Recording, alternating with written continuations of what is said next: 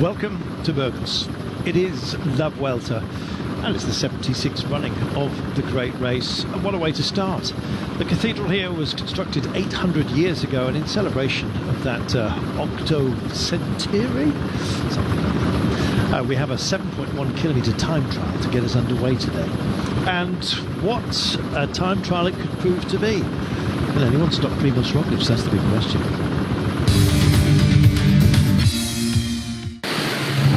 Well, from stage 1 to 18, Primož Roglič in 2020 and Richard Carapaz delivered an intense battle for the GC. 5 leader changes, never more than 45 seconds between the two of them. Moreover, Roglič overall victory was never sure until the very last moments. Well, stage 1 to Arate had to be a preview of what was to unfold over the following 3 weeks. It was absolutely spectacular. Roglič already winning a stage, 1 second gap to Carapaz. Well, stage 6 in the rain, Amon Formigal offered the first twist of 2020, pushing Roglič to his limits to let Carapaz take the lead. 2 days later, Roglič fought back on Alto de Moncavillo, a man-to-man battle against his rival, helped him claim a second stage win and close the gap to the GC to 13 seconds. And then on stage 10, fastest of the hilly stages into Sens, claiming another stage win and taking back the red jersey, while tied with Carapaz in the GC. Angliru, one of the hardest climbs in the world, then produced the type of action that Carapaz is known for. He and Roglič yet again duking it out. The Slovenian back the very next day, however, on stage 13, a crucial time trial to Ezaro displayed his talents once more to put Carapaz 39 seconds behind. Or would it be enough to absorb the last weakness moment of Roglič en route to Covertia? Well, you know the result. As for the Giro, sometimes La Vuelta is difficult to control in the breakaways, and often you get a battle for stage wins. And during the last Vuelta, Tim Wellens proved to be top-class breakaway rider. The Belgian won 2 stages to Sabanigo and Orense. Typical Vuelta courses, long stages, full of ups and downs, concluded with hilly sections as well. Spectacular. In the mountains, David Godot was doing his thing as well. Best GC results of 11th place for Hugh Carthy on the Giro d'Italia. And Hugh Carthy came as an outsider onto the 2020 Vuelta España. But the Brit proved to be more than serious, consistent in the mountains throughout the 3 weeks, claiming a stage win on top of the Angliru. So what have we got for you this year? Well, we're not finishing in Madrid. In fact, we're going between the cathedrals this time by. Let's check out how it stacks up, shall we? Roglič going for 3 in a row, of course. Can he possibly do it? Well, he should start well. Today in Burgos is our starting point, and not that far away from Santiago de Compostela, both on the pilgrim route. So we take a big loop down towards the south, then hook up back and along the coasts of Galicia once again to Santiago itself. And here, of course, it's Alberto Contador. I think this year's edition is very interesting. And Burgos with its 8 kilometre time trial, and then it'll be able to witness the first time differences. Then on stage 3, we're going to have quite a nice mountain stage, Pico Blanco climb. It's the first time that the Vuelta will come here, and it can make some real big differences already. Stage 9, right before the rest day on the Alto de Velfic climb, that can take its toll. And I know this climb very well, says Alberto. It's a very tough climb. I've been preparing well for it. So this climb can really make big differences. And then thinking about the final outcome. Well, the Alto de Gamontiero, that climb is a tough climb. So whether you've got the legs or you don't. I'm referring to the last 15 kilometres, an average of 10% of gradients and nearly 1,500 metres of height gain in a single climb. They'll be facing another big climb as well along the way, many of those. And in fact, in my opinion, a very decisive day, unless the final time trial in Santiago de Compostela changes something, could well be in those high mountains. The finish reminds me of many good memories when I won the Vuelta in 2014. I think that's where the big differences are. It's 33 kilometres time trial as well. In the legs, we'll be very tired, and the riders will be, of course, nearing exhaustion levels as well. It'll be crucial. So what have we got today? That's the big question. Well, let's check it out, shall we? Starting off in our cathedral and climbing almost immediately, wending our way up to a reasonably high altitude after just 2.5 kilometres. Here's your altitude altimetry right now. There's a little descent within it, which adds complexity. It'll be quite a run. And what does that bring to you coming into the Vuelta? You're coming in here tomorrow with the prologue, Saturday with a Olympic title. It brings me just, let's say, that I'm relaxed. Like I don't have really big pressure on myself. I just came here and yeah, I just want to have fun. I want to race. I want to do my best, and then we see what that means. How does this Vuelta suits you, do you think, with the 2 time trials, with the difficult 3rd week, with new climbs as well?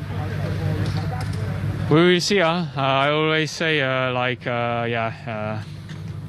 the road it is how it is. Then it's just on you how you can manage with it. So hopefully I can manage it well. That I'm ready. That I can do really my best all the way. Yes, till the last day. So this is the main goal. And the main goal of everybody else is to try and stop Primož Roglič. We're already underway with the time trial, as you can see, and just look how technical it is as well. Omar Freye, we're just tracing him right now, and you can see that little downhill kicker as well, just a couple of 100 metres before you pick it back up and just start charging back into the climb. 2.5 kilometres into the test, we reach the top of the Alto de Castillo. It's an altitude of 942 metres, so nothing like we're going to be passing by a little later on. But this man, Freye, can time trial, and on a course like this could well be our benchmark. So you join us live at a very, very appropriate time. Whoa! You know, I love watching Omar Freye because he is such an attacking merchant, and that's precisely what he's doing right now. This course, it extends just over 7.1 kilometres. We climb in a very technical fashion right at the beginning, as you've already seen. There's a few twists and turns off the back of the test as well. We come down into regular highway and then drive it home. It's in itself is one large loop from the Burgos Cathedral and indeed back again. So you get the idea. This is how it's stacking up at the moment. Sanchez was first man off the ramp, and he has been overtaken by Martin at the finish. Now this is the particularly gnarly part of the course. As you can see, it's cobbled as well. The utilities have been through here as well and torn it up just a little bit, as they're wont to do. And this is him 5.8 kilometres from the line, so still very much testing the course. And I think this day today could well prove to be one for the punchers. So it's very atypical as far as time trialing is concerned, and you might see that you don't see too many dialed in time trialing bikes being used here because of the variation in the terrain. So you get the idea. It's one heck of a test, and I believe we're being joined by Sean Kelly. Are you with us, Sean? No? Well, we'll hopefully hear from Sean a little bit later on. Meanwhile, 5.5 kilometres from home is just about coming up to your peak right now. So once he gets up and over the top, then it is a twisty road down for about 1.5 kilometres before we get to flatter terrain. But the technical nature of it is really, really unforgiving, I'm afraid. As for Fraile, well, it's had some good time trialing results. Remember, in the Tour de France, finished in 14th in that final time trial there. So he put plenty into his legs that day, and it'll be our benchmark throughout the run, I am certain of it. Up and over the top. So your first view of our descent. Well, it would have been had we had it.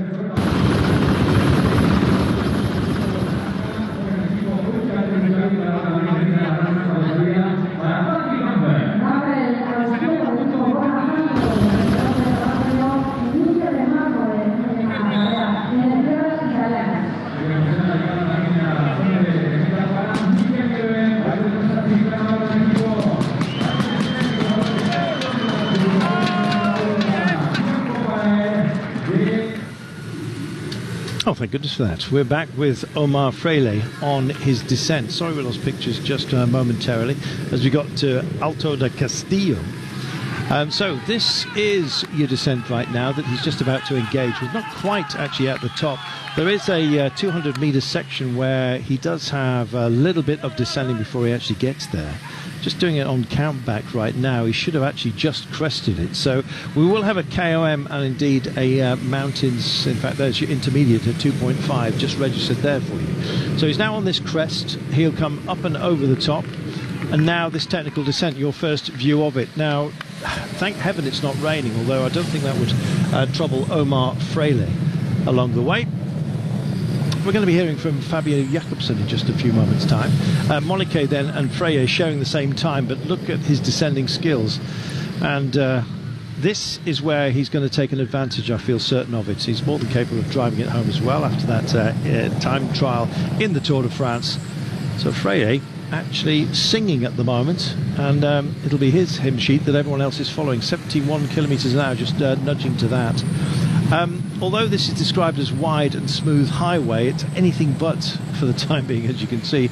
Maybe a modern road and not exactly the lumpy stuff that we've been over. Just about to hear from Jakobsen in a few moments' time.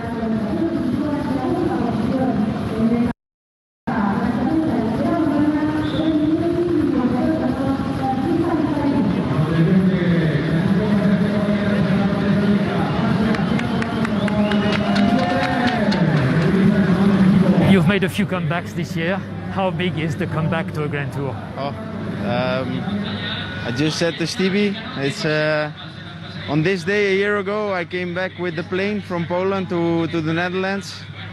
So yeah, it's been a year now, and I think nobody expected me to even be here. So yeah, I'm extremely grateful to be here, and I'm happy to race the Vuelta. And you come here after 2 stage wins at Tour de Wallonie. Does it mean you have the confidence for winning stages here as well? Yes, for sure. I'd like to win a stage like I did 2 years ago. I didn't expect to already win a stage in Wallonia, but I guess the shape is there, and I'm still able to win bunch sprints. So yeah, I look forward already to the sprint stages in the Vuelta. And what is your take on the sprinters field? Well, it's a strong field. I think there's a couple of riders who performed well this year. If I look at Jasper Philipsen, and then there's of course Arnaud Demar, who is a big champion of the past. So yeah, it will be a nice battle against them. Thank you. Great to hear from Fabio Jakobsen, and great to see him back and looking forward to winning stages. And he's got a chance here, Demar and Aberasturi perhaps in his way. Fabio Jakobsen just about to come off the ramp. We've had out there, of course, Omar Freire. He's just been tearing up, it seems, the tarmac, doing a fantastic job both on the climb and on the descent. We'll have Adam Yates, incidentally, off in a couple of minutes' time, but great as well to see so many of the those who are going to be featuring a little bit later on. Fabio Jakobsen, not least with Damar, Aberasturi, Jesper Philipsen, Venturini and Trentin potentially involved in the sprints. But today it's about time trialling. 7.1 kilometres in total.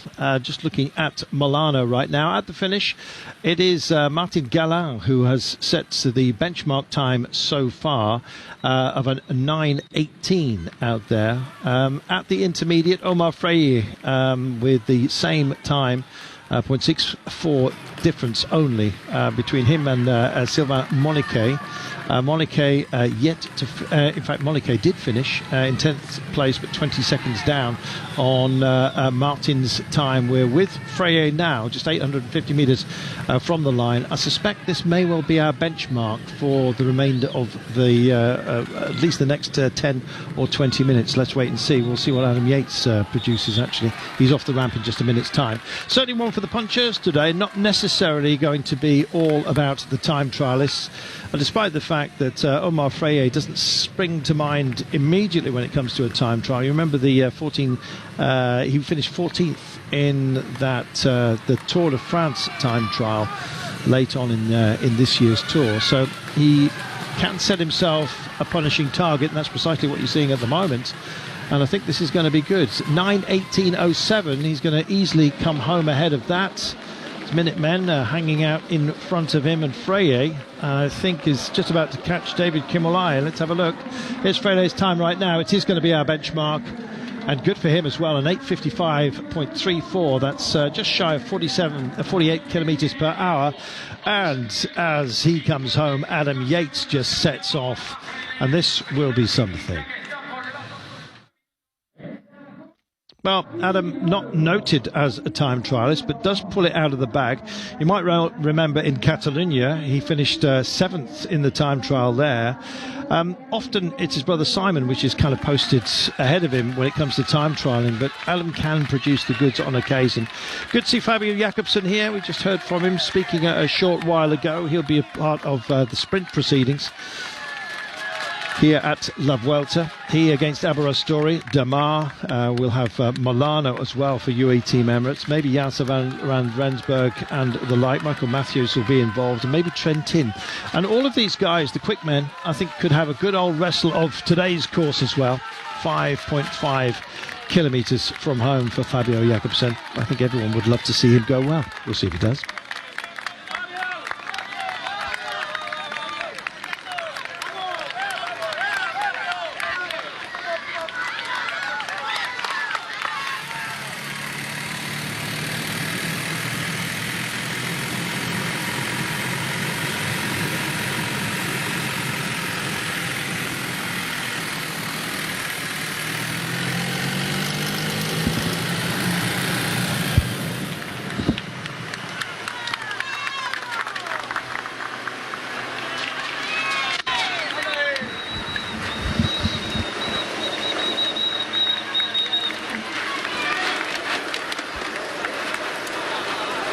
Adam Yates, well, if you're always going to pick his brother ahead of him when it comes to time trialling, then think again, because in Catalonia this year he was absolutely outstanding. 7th place, and on this kind of day, and I guess in this kind of mood, Adam Yates is one of those guys who can, I guess, take it to just about anybody. If we have climbing, then that's one thing. Technical descending as well, he's not too bad at that. And if he gets his head down in the final run for home in the last 7.1 kilometres, then I think we are looking lively as well for a good old finish. Sean, are you with us? Yes, hello, Carlton. Oh, it's lovely to hear you, mate. I thought I was going to have to do the whole thing myself. So we are joined by Sean Kelly. We're hearing from Magnus Backstedt a little bit later as well. Sean, Omar Freire in full chat attacking the course, and it's nice to see Adam Yates getting busy as well. Yes, well, that's what time trialling is all about, and everybody pretty much goes out here and give it their full effort over the total distance of this time trial, and you have to be ready for a time trial like this, especially with this 2.5 kilometre uphill. It's very important the preparation you put in before the start, earlier part of the day, and the final hours leading to your roll-off time off the starting ramp, that you can be ready to give it that big effort. And some riders can ride around here with a little bit of less pressure, the guys, the sprinters who are not challenging for the overall classification, but the men who are thinking of the GC, they have to go out here and really give it their 100% all through this time trial. Well, Jakobsen, great to see him as well, functioning so well. Sean, we heard from him just a short while ago. It's a depleted field, you might say, as far as the sprinters are concerned, but the road back for Fabio Jakobsen is a welcome one. He'll be up against Arnaud Demar, Aberasturi perhaps, Jesper Philipsen definitely, and Michael Matthews. But he'll want to do something, even to make a statement today, and I think all riders will feel pretty much the same. Yes, well, I think when you look at the riders who are here, there's a lot of the sprinters, maybe the faster men in the world at the moment, not here, but there's still quite a big number of guys who are very much hungry for a performance here, because haven't been going well this season. This is the last chance to get something out of the season, and it's an important one for them. 4.2 kilometres from home for Adam Yates. And this is our starting point and indeed our destination today. It's a looping course. You can see that we have the high hills, and we introduce ourselves to them very, very quickly. It may only be 7.1 kilometres in length, but it is one heck of a challenge. And indeed, the climbing that we are fully engaged with, we might see some reasonable gaps today, but possibly, Sean, some unexpected results as well. We've got Amaury with the fastest time so far by a margin of 13 seconds and more.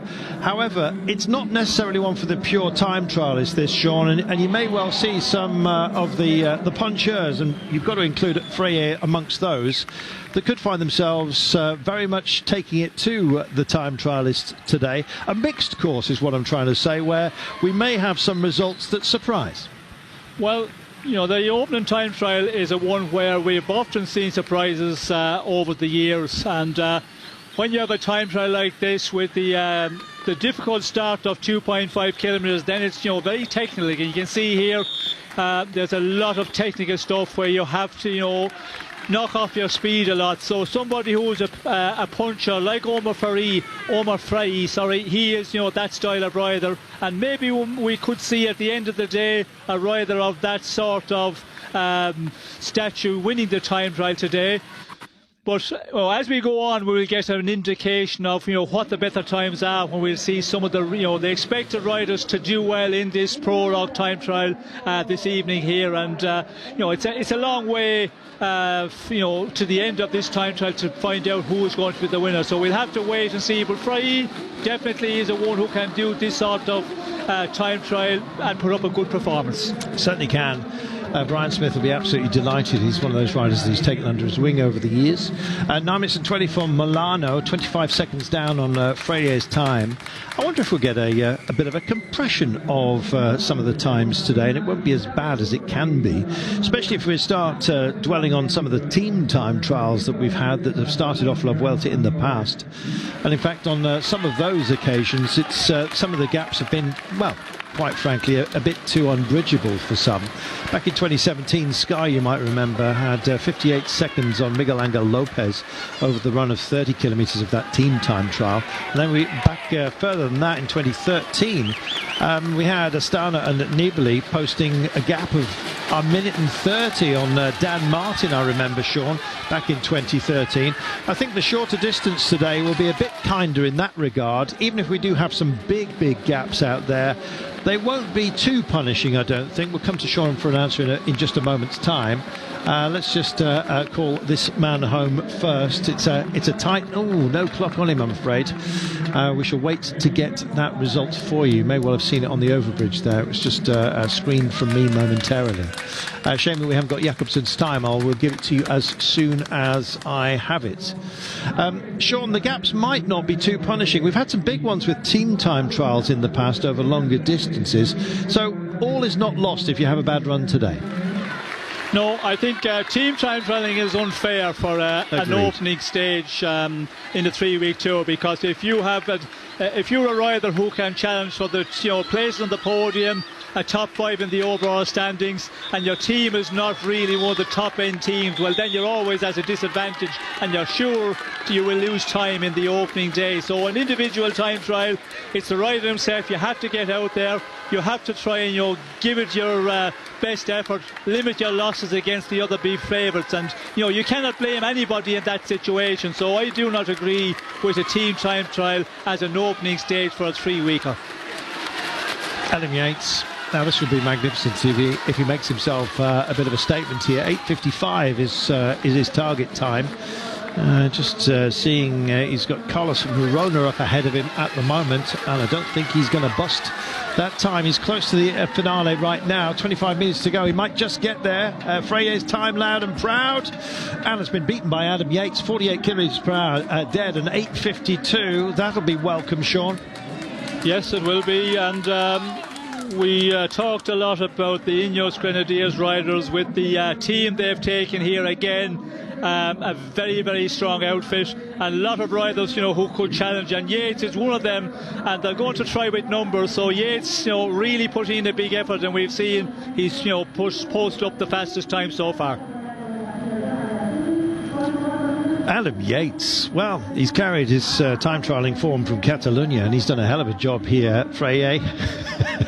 Looking moderately disappointed here. He really gave it his all. Watching Freire come around that course, Yates, I think, of the two of them, kept it smoother, Sean, and I guess that posting that golden thread, if you like, through all of those technical turns, of which there are plenty today, that's bode very well for Adam Yates here. I think he just kept it smoother than Freire, simple as that.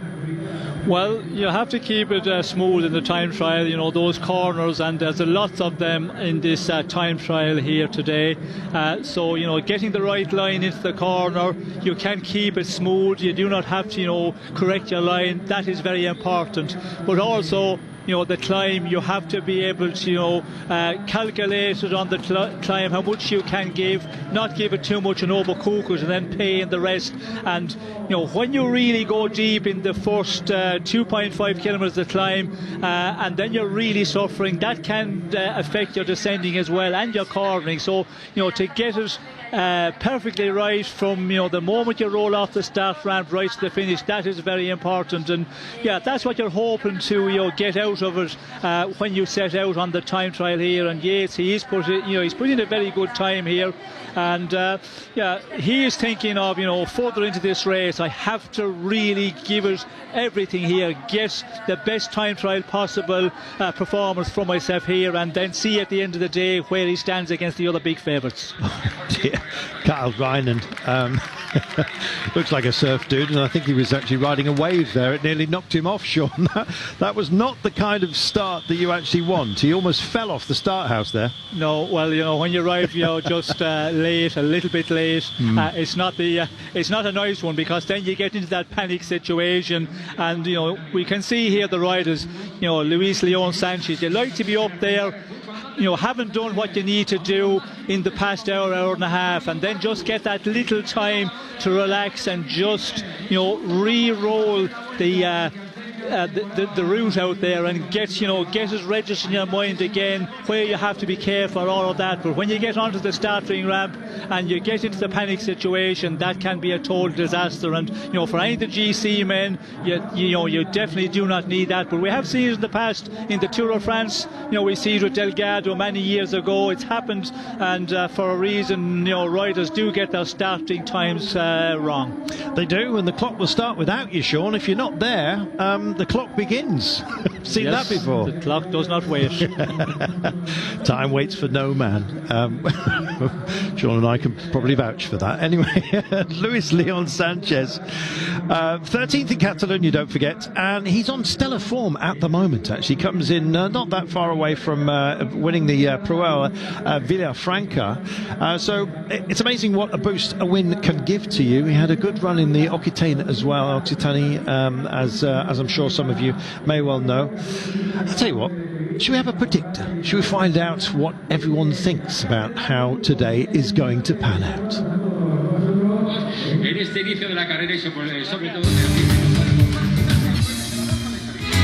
So first stage of the Vuelta is underway.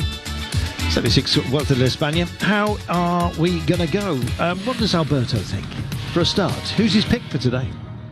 Well, in my opinion, today's favourite for victory has to be Primož Roglič. We've seen him brilliantly riding in the Olympic Games, where he took gold. So he might be able to have the best time again today. But the only thing that I don't know is what my teammate here thinks. He's not saying anything. My prediction for stage one of the Vuelta a España is Rui Oliveira of UAE Team Emirates. Having just ridden 2 laps of the time trial course, I found it's a time trial of 2 halves. The first part is a lot of climbing, then the second half you want to maintain that speed, and I think with Rui's track background and pedigree, he's going to have the power to bring it home. Let's hear from Jens Vogt. Well, the winner of the first stage of the Vuelta a España will be Jan Tratnik, he says, from Team Bahrain Victorious. Why?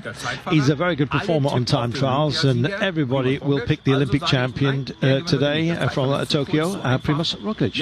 I say no. I think that the man today will be Jan Tratnik that will make it first in the overall ranking. What about Jackie Durán? Well, the start of a short time trial. My prediction for today's stage, I'll choose somebody who's very efficient. He's Slovenian. He'll certainly shine in the Vuelta. Brian Victorious. He's been impressive as a teammate in the Olympics. It's Jan Tratnik. He's a time trial specialist, and he loves it when it's short and punchy like it is today. Well, it's certainly punchy, we know that much. No knockout blows just yet, but I am fearful, Sean, on some of these turns that the barriers may well welcome a rider with open arms before the end. Well, that's always a concern, and you know, as a rider, you think about that, and when you're out, you know, doing the recce on the course, you try and register those very dangerous corners, the ones that are more tight, and of course your director sportif will be, you know, giving you the warnings as well as you come to them. But everybody wants to go around those corners as fast as possible, and as I said, if you have, you know, to make a little correction, sometimes that can be the real killer, because that's when, you know, you can run wide and, you know, hit the barriers. And yeah, this time trial here this evening, it is a one where we can see here it is very technical, and there's some very fast sections as well with corners, so hopefully we do not see any of that and everybody gets through. The dry conditions, of course, as well, you know, that is very important, because if you had any little bit of rain here, it would be a disastrous one. It would be so slippery. So dry conditions, let's hope everybody gets through safely in this time trial. Yeah, I think Omar Freire would have actually loved it if it started raining. There may be a few others as well who don't much mind the rain. I'm thinking the likes of Hugh Carthy will be seen coming off a little bit later. Spectacular place this. In fact, we visited Burgos 26 times, but I think this is the first time it's ever had a grand départ. To celebrate 800 years of the cathedral. Open door is where the start house is, of course. I don't think they're allowing some of the cleated shoes to disturb the marble floors inside. It is rather spectacular. And this year we'll be heading for our finish, of course, at Santiago de Compostela. And that will be, so we're racing the pilgrim route, essentially. Apparently it's Jacobean year, Sean, which only comes around every, I don't know, is it 120 years, something strange like that? And so in acknowledgement of it, we're not going to Madrid, so our familiar trial at the end is not going to happen, and we finish with a time trial in Santiago de Compostela, something a bit different for us. Yes, well, it's something different, and it certainly makes the final day more interesting, because we know in the big 3-week tours, when it's a normal road stage, there's that parade into the final city, and then they do the number of laps racing. In a time trial, you know, cannot do that, so it could be a very interesting day at the end of 3 weeks, because, you know, they could be fighting for the overall win, they could be fighting for the top 3 on the podium, and definitely, you know, in the top 5, top 10 places, there will be a fight for that. And yeah, it makes it, you know, for the riders, it makes it more difficult, because they have an extra day where they have to still keep 100% concentration, prepare for the time trial real well. If you have any interest, or if you have any reason to ride the time trial with, you know, full effort. So it's yeah, it is for some it's good. The riders who are really good time trialers, you know, they can make up ground in that final day, final time trial. But the weaker ones who are holding on to a place where there's riders just behind them in that GC standings, better time trials, that is a concern. And of course those riders do not like that, because there's always the possibility they can lose their places in the GC standings. So yeah, you cannot please everybody, of course, but it definitely makes a more interesting final day of a 3-week tour. It certainly does. Just watching Luis Leon Sanchez on this technical descent, as Sean was saying, thank goodness it's not wet. It is a little bit damp, I must say, underneath some of the shrouded trees here that hang over. Despite the temperatures that we've had here, 38 Celsius, Sean, it's punishingly hot. It is starting to diminish a little bit, coming down to around about 35 for those who are going off late, and there may well be an advantage for those late on. They said that the wind would ebb, but it doesn't seem like there's a whole lot of it around at the moment. Your thoughts on that in a second, Sean, but Mikkel Lander's starting right now, a man who traditionally has not had the best of fun, really, when it's come to time trialling. Oh, I seem to have lost you, Sean. Yes, hello, sorry, oh, sorry, my fault, my apologies. we could see with the dog in the road there. I was watching so closely.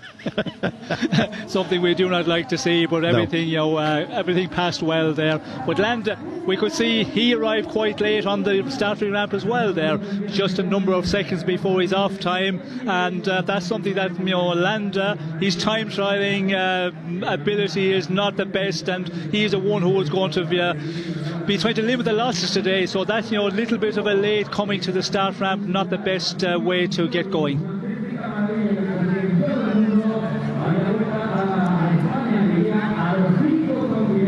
Well, dare I say it, some nerves being displayed today. It's as simple as that, quite frankly.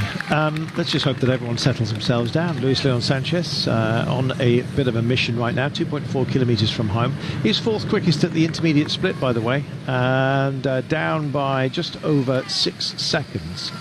The last man through on the last finish was Luka Meskets, by the way. He's come home in a 9:03. Just to keep you posted. Meanwhile, back with Mikkel Landa. If this is not your thing, Sean, I don't know how he's settling the nerves in advance. Maybe that was that accounted for his lateness too. It seems a lot of them are getting very late, and I'm just wondering whether it's quite a difficult approach to the starting house. It doesn't look like there's a great deal of room for them to play with, and if you're trying to get yourself by other riders who are all stacked up, I mean, it's the same for everybody, so there's no real excuse for it. But if you leave your warm-up until very, very late, it's going to impact a little bit, I think, on your ability to start. Here's a man, Fabio Aru, former champion, of course, back in 2015, finishing 17 seconds in arrears. A man who's due to retire soon, Sean. Yes, well, he said he's retiring at the end of the Vuelta, and we've talked about Landa many years since that win in the this race.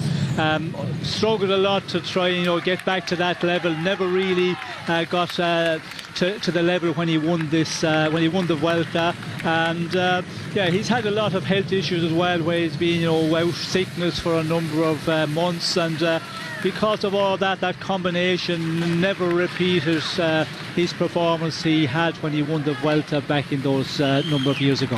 Yeah, it was a famous one as well. I think we might even be rolling some pictures in, because our time trial finished here when Dumoulin took control of the race, to my delight, I will tell you, because I've been banging on about him, Tom Dumoulin, back in the day. I remember he started as rank outsider as well, Dumoulin. It was 1,000 to 1 for the Vuelta, would you believe? Of course, going on to great success in the Giro afterwards. But Fabio Aru was riding for Astana at the time, and they bullied him on the penultimate day. So it's a race that, of the Grand Tours, quite often produces some spectacular approaches to the finish. It's very rare that we have somebody that's nailed on by much of the race. And even the battle between Carapaz and Roglic, Sean, it's a race that kind of demands a contest, and we usually get it. Yes, well, we certainly do, and the Vuelta, for the past number of years, we've always had a great field of riders capable of challenging for the overall win and the places on the podium, and I don't think it's going to be any different this year with the names we've got here on the start line this evening. Agreed entirely. Sanchez coming home. Sanchez just being waved away here from the timing gate, as you saw, just to make sure he doesn't take out the timing. I think somebody else may well have actually crashed into that. But he's home third quickest, so he's on the virtual podium today. Adam Yates fastest of all. Omar Freire second quickest so far. Neither of whom overly noted as time trialists, but it's a mixed course today, and those times may well be good enough. Mikkel Landa was late to the start house, and so a nervous start for him. Very quickly on the bike, looked like a wobbly start. He's never loved a time trial. He has a habit, unfortunately, on occasion of just letting his mind get the better of him on occasion. How can I say this politely? Sometimes he lets his shoulders drop, let's put it that way. He gets he's very hard upon himself, I think, when things don't go his way, and that can be reflected in his times and his performances sometimes. Now, this is a short time trial, so Mikkel Landa shouldn't have had too much fear about it. However, let's see how just the very fact that it's called a time trial may well have just had an impact on him. I don't want to talk the poor man down too much, but a 3:58 at the split wasn't too bad at all. 10 seconds in arrears. So it's going to be a potentially damage limitation for him today on a day that he would never relish if it says time trial upon it. However, it might not be as bad as perhaps he has thought. And he actually starts the race, Sean, amongst some of the favourites, does Landa. Yes, he does, and we've seen of recent Burgos, he is in real good shape. Of course, we remember the Giro where he crashed out in the earlier part of the race the first week. A very bad crash there where he broke his collarbone and a number of ribs, and he's been on the recovery trail for quite a number of months now, but he's also going to be fresh coming into this race, and that's important because of this tour. Really difficult, the final week, it's very, very mountainous, and the warm weather, we're forecasting as well, that can have a big effect on the riders because that can sap your energy big time. But Landa, he is looking good at the moment, and he is definitely one of the outsiders here to get on the podium, maybe challenge for the overall victory. And the final time trial is another one where he will be thinking of it. He'll have to get quite an advantage or in the position, whatever the case will be, over the ones who are behind him in that GC standing, because that's where 30 plus kilometres, that's where he can lose a lot of time to the other better time trialists who will be challenging him also for the places and the win in this race. Well, Adam Yates home in a 8 minutes and 52, I beg your pardon. Just waiting to see what Trentin does, because he's done a 4:68 at Alto de Castillo. And if Freire went well, then Trentin most certainly will do as well. So we'll wait for him to finish in a short while. In fact, I'm just double checking that he shouldn't have finished already. No, he'll be coming to the line fairly soon. 1,500 metres remaining for Landa to finish off his task today. Doesn't look like wind is going to trouble us today. They were saying that it may have favoured those who were going to go off very late. If you look at the top of the trees, there's virtually no wind to speak of at all. I guess a breeze would perhaps be quite welcome to some of them, some of our riders today. It's not as hot as it is further south, and south is where we are heading, Sean. And as you said, if they started off today at 38 Celsius, we're hearing temperatures in the mid to late 40s on occasion in Spain. That's going to be rather punishing, and I imagine protocols may well change in various different ways.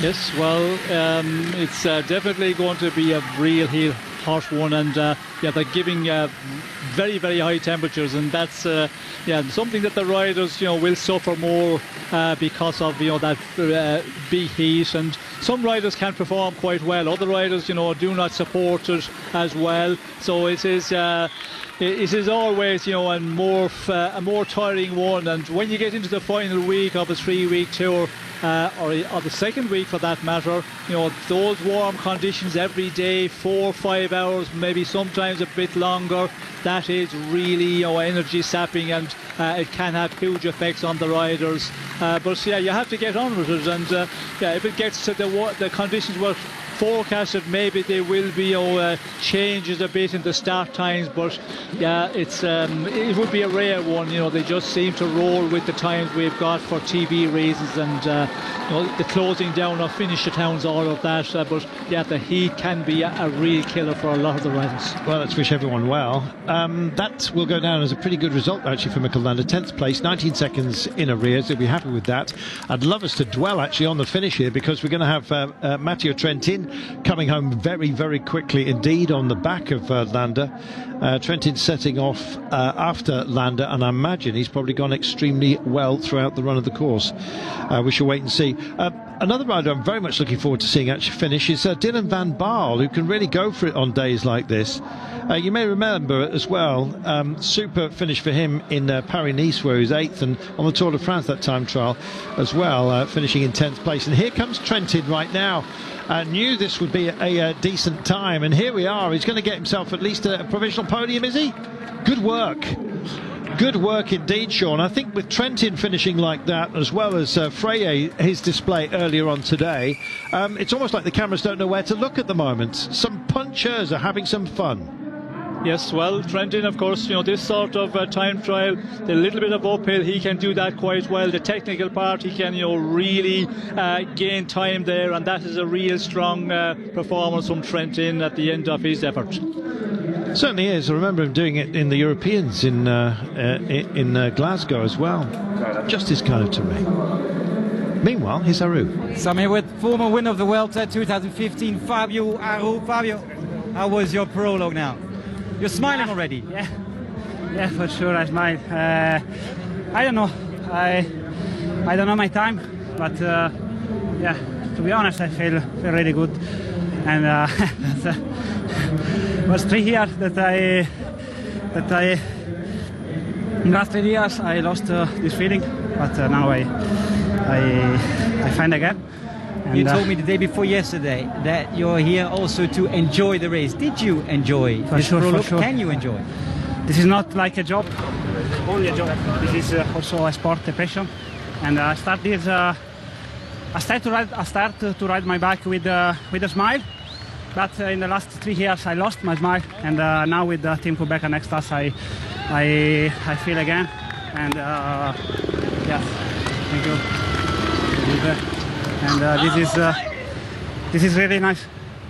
And it's nice that your fellow a lot of people congratulate you. Yeah, a lot of people send me a message in the last days, and this is really a pleasure for me. To live cycling with good memories of me. It's good to see that smile again. Thank you. Ciao. It'll be an emotional run for Fabio Aru. He's been a great servant of cycling. He's had his ups and downs health-wise. He's been one of the greats. He's won a Grand Tour, Sean, the same one that you won as well. I'll be sorry to see him go. Well, yes, we will be sorry to see him go, of course, and but it comes a point when you have to make that decision, and for some reasons riders maybe they retire a little bit earlier, maybe there's opportunity job-wise, that's a possibility, but depending on your performance as well, and if your performance is not up to your expectations, then there's a lot of disappointment and it's difficult to go on. And of course Aru, talking about winning the race, that is something he's going to be thinking about. Van Baarle has just gone quickest. He's just speared through the timing gate here, and he's trimmed 9 seconds off. Well, we said it was going to be quick, and that's precisely what he's done. 8th, don't forget, in the time trial in Paris-Nice, 10th on the big one in the Tour de France as well. Paris-Nice distance was about 14 kilometres, and he speared through that one nicely, and he's done so again today. He's fastest so far. Well, Adam Yates gets to go and sit in a nice air-conditioned Winnebago. I am certain of it. This may well be a little bit of a relief for him. Adam Yates would have loved to have been in the leader's jersey. Virtually speaking, that's on the back of Dylan Van Baarle at the moment. Sean, they're coming thick and fast, these good times. Yes, well, Van Baarle is a super time trialist, and he's one of these riders that can, ride on the front of the peloton at 40 kilometers per hour, and he can keep that going for hour after hour, but he can also up it and do these exceptional speeds over the shorter distance. And as you said, Carlton, he's been up there in time trials already this year, so not a surprise to see him at the top of the leaderboard at the moment. Michael Storage just about to get off and underway. Just dwelling on Van Baarle there, he is of course destined to be a support rider for a stellar team. We have Bernal, of course, we've got Carapaz, we've got Pidcock straight with a gold from mountain biking as well, Zivakov, Adam Yates, and Van Baarle. A great opportunity for him to show what he can do today, I think, and that's precisely what he has done, and for that I guess we're rather grateful. He went for it today, and he leads by a margin of 9 seconds the field just for now. Will it be good enough to hold on? We'll see.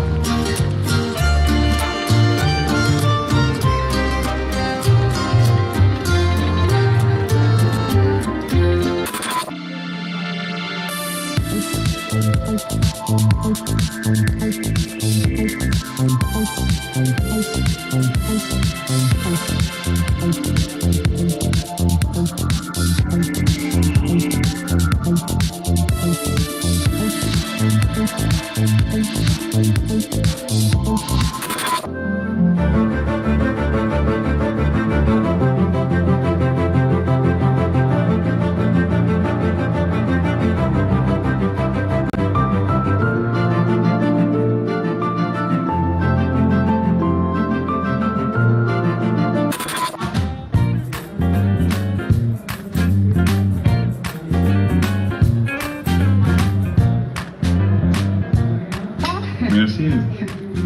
Ah, très gentil. Faut souffler? Ouais, vas-y, vas-y.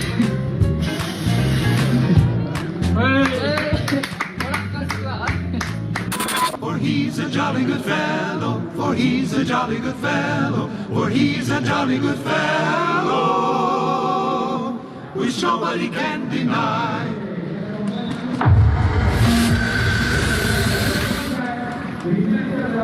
Well, lots of jolly good fellows, some very good rides as well that we're seeing so far. Dylan van Baarle, he was trailing Adam Yates, by the way, at the intermediate by a margin of just over 3.5 seconds, but came back in the latter part and just drove it home, as Sean was saying, very much part of the engine room for an Ineos team that come here rack full of talent. Looking at Michael Storer right now for Team DSM. They'll be looking at Alberto Dianese for the sprints, and Romain Bardet, who seems to have struck gold again, Sean, in terms of his form. It's great to see some of those that perhaps we thought we'd maybe seen reach the autumn of their career suddenly finding their form again. Yes, well, Bardet this year, he is having a really good season. We did see in the Giro as well, where he was, very, very much up in the fight, in the overall standings, in the difficult stages. Better than he has been for the previous years. And of course the change of team here, going to DSM, all his career he was with the French team, AG2R, and a change of personnel, change of colour of jersey, sometimes that can help a rider to get more motivated and to produce better performances. So for Bardet, this season has definitely been a better one than he had in the previous number of years. Change is a good rest, isn't it? Sometimes, Sean, it can regain your focus. I know Dan Martin himself said nothing boosts him more than a change of team. I imagine probably an enhanced contract had something to do with it as well. But it can refresh a rider, as it's done with Dan Martin on occasion. Yes, well, it can, and when you're in a team for a number of years, you get to know the personnel, the mechanics, director sportifs. You become very good friends with them, and they're kind of part of a family. And then it's difficult when you're out on the road. The director sportif, maybe he's not as hard as he should be with you when you're in those difficult times in the mountain stages, when you're suffering. And when you move to a new team, you don't know the personnel as much. And I did find that as well when I was during my career, when I moved teams. It definitely helped me, to a bit more motivation and to push it a bit more. And that's what it's all about, really pushing on a bit more, being able to just hang in there, that bit more sufferance, which you have to be able to put on yourself when it's the time it's needed.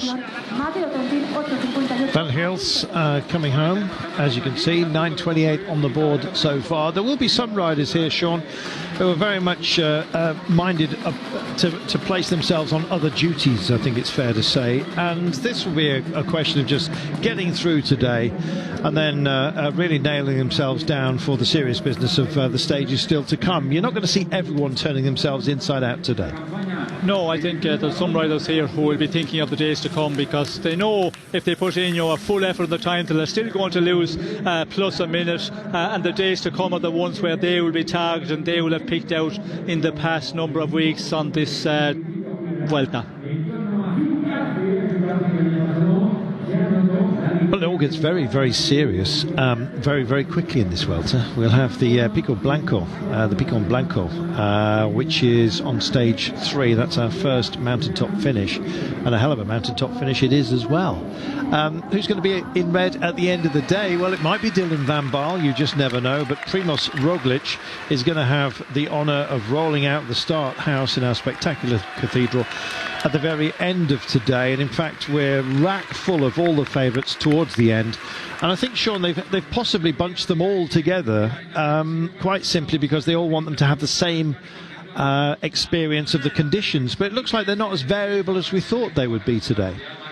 No, well, I think it's the team who decide where you either go off, and most of the time we see the favourite for the GC standings in that team, they go off late, because then they're pretty much equal with every other team. So instead of taking that risk of sending somebody off in the very earlier part of the day when there's possibility the wind is a little bit more, you put your lead, your GC man off in the very end of the day, and the organisers like that as well. And of course for TV you get more coverage as well by doing that. Although if there's a big favourite who do decide to go off early, then they do have a camera that follow them. Where you get into the race further on, of course, is in the GC standings, and then it goes off in that order. So you have to go off in the order that you're standing in the GC overall. Damiano Caruso just about to come to the start ramp. He'll certainly be one that we are watching. He was third in the Giro time trial, you may remember, a couple of years ago. Just coming under the Flamme Rouge right now. This is Arensman, isn't it, that we're still tracing at the moment.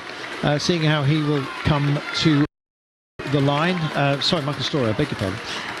Yeah, he went well in the Tour de Lane, I seem to remember as well, and could be one of those that produces a bit of a surprise today to some who were expecting him to be a little further down the order. Last couple of twists and turns that you have to deal with here. A couple of storm drains as well, but no rain to deal with so far in what's been an exceptionally hot week or so for Central Europe, and indeed further out towards Eastern Europe as well, where it's extremely punishing. And of course our thoughts with the good people of Greece at the moment, who are suffering exponentially because of the fires, etc., that have been thrown up. Stora not going to kick Van Baarle off the podium, or indeed many others either. Dylan Van Baarle still sounding loud and proud as Michael Stora just brings it in right now. He's going to be looking at the top 20. There's a lot of riders actually bunched together around about this point. Let's see where he is. Ultimately 18th place with a 46.2 kilometres per hour average. Well, it's a day where, quite frankly, some of those who you wouldn't classically put in upon the shelf of time trialists as forefront of your mind, you're going to have to start amending that. Big guys can punch well on a course such as this, and there's none bigger than Magnus Baxter, I'll give you that. He's a man who, quite frankly, can make you wither with just a glance, and he's here with us as well. Maggie, I imagine if you were going to do a time trial, this one might suit you. Yeah, possibly a little bit too much climbing for me, Carlton, but yeah, I'll definitely put good use to the descent on the other side and the technical nature of the final couple of kilometres here. It's quite a challenge, isn't it? I mean, we're climbing very, very quickly out of the back door. We almost climbed for 2.5 kilometres. I think there's a couple of little downhill runs within it, but I'm really not making up more than about 200 metres. And then there's that, it's technical on the approach, it's certainly technical on the descent, which is about 1,400 metres. And then it looks flat on the map, but it twists and turns like an overcooked piece of spaghetti that's been dropped on the floor. It's a proper test today. Adam Yates from the team Ineos Grenadiers. Adam, a few minutes on the hot seat, but most important is your performance. Are you happy with it on this time trial? I mean, yeah, I did the best I could. I mean, it's a really hard way to start a Grand Tour, an effort like that, and all out, and no real time to recover on the descent either, so it's just kind of a full gas TT. But yeah, like I said, I did the best I could, and I mean, yeah, there's a lot of guys still to start, so it's for sure the order's going to change a lot from here to now, from here to then. Sorry. I just did the best I could, so happy. Was it a choice to take the start so early? Was it better to take the start early today? I just want to get back to the hotel early. I mean, the guys that are starting last, they're starting like 8:30, and that's already past my bedtime, so try to start a bit early. Yeah, it's a bit warmer, but in the end, I can go back to the hotel now and relax and try and sleep. Thank you so much. No worries, thank you. Good that Adam Yates, he gets to go back to the hotel. He doesn't have to sit on the hot seat, Magnus. I think that's probably quite welcome on a day like this.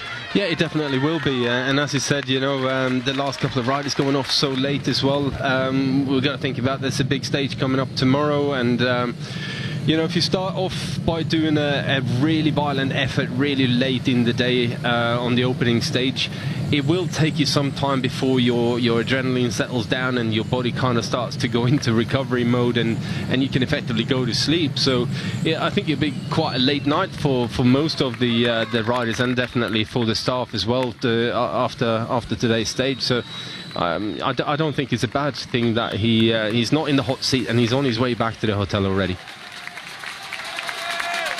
Joe Dombrowski of the United States, doing a good job of wrestling the bike right now. Team UAE Emirates, what can they hope for out of this year's Vuelta? Well, David de la Cruz, I think possibly prime in their minds, but Rafa Majka on spectacular form of late, Sean, very strong in the Tour of France. Nice to see the veteran Pole as well, refining himself as well. Yes, well, he was very impressive in the final week of the Tour of France. He was doing, magnificent work for his team leader, and he's going to be the one. He will, have a free hand as such here to ride for his own classification. It'll be interesting to see now how far he can get up in the GC rankings. He's been up there before. He's got the experience. It's all dependent on what sort of form he is, and we talked about earlier this race.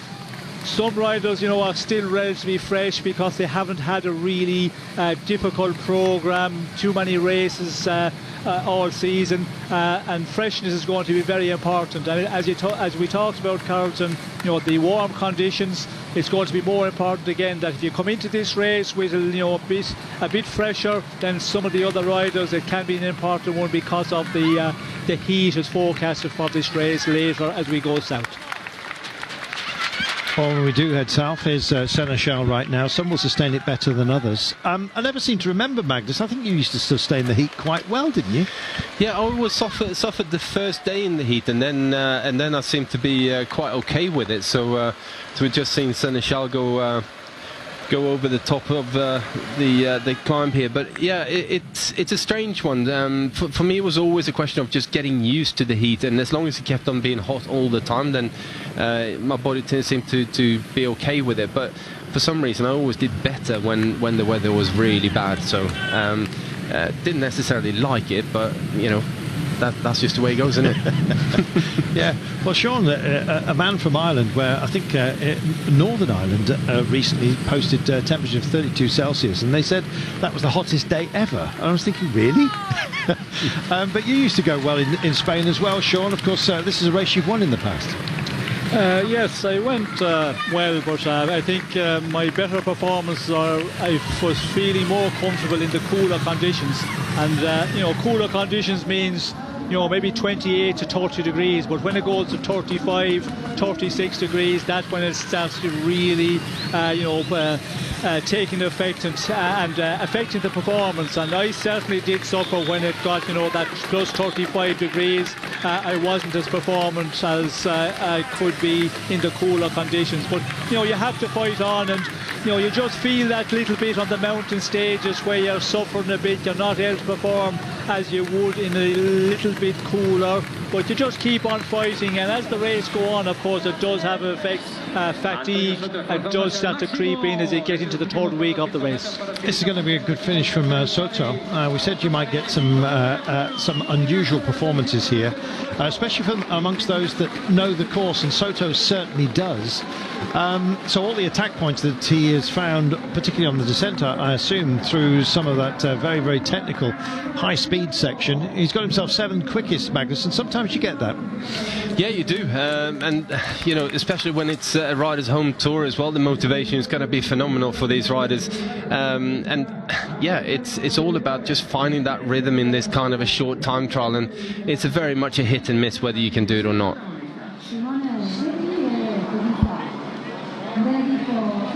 Well, some big names still to come. Damiano Caruso is off and underway. I'll be looking to see how he performs today. Just looking at Trek, and wondering as well how the likes of Julio Ciccone will go. He's not a noted time trialist, but doesn't go too badly either.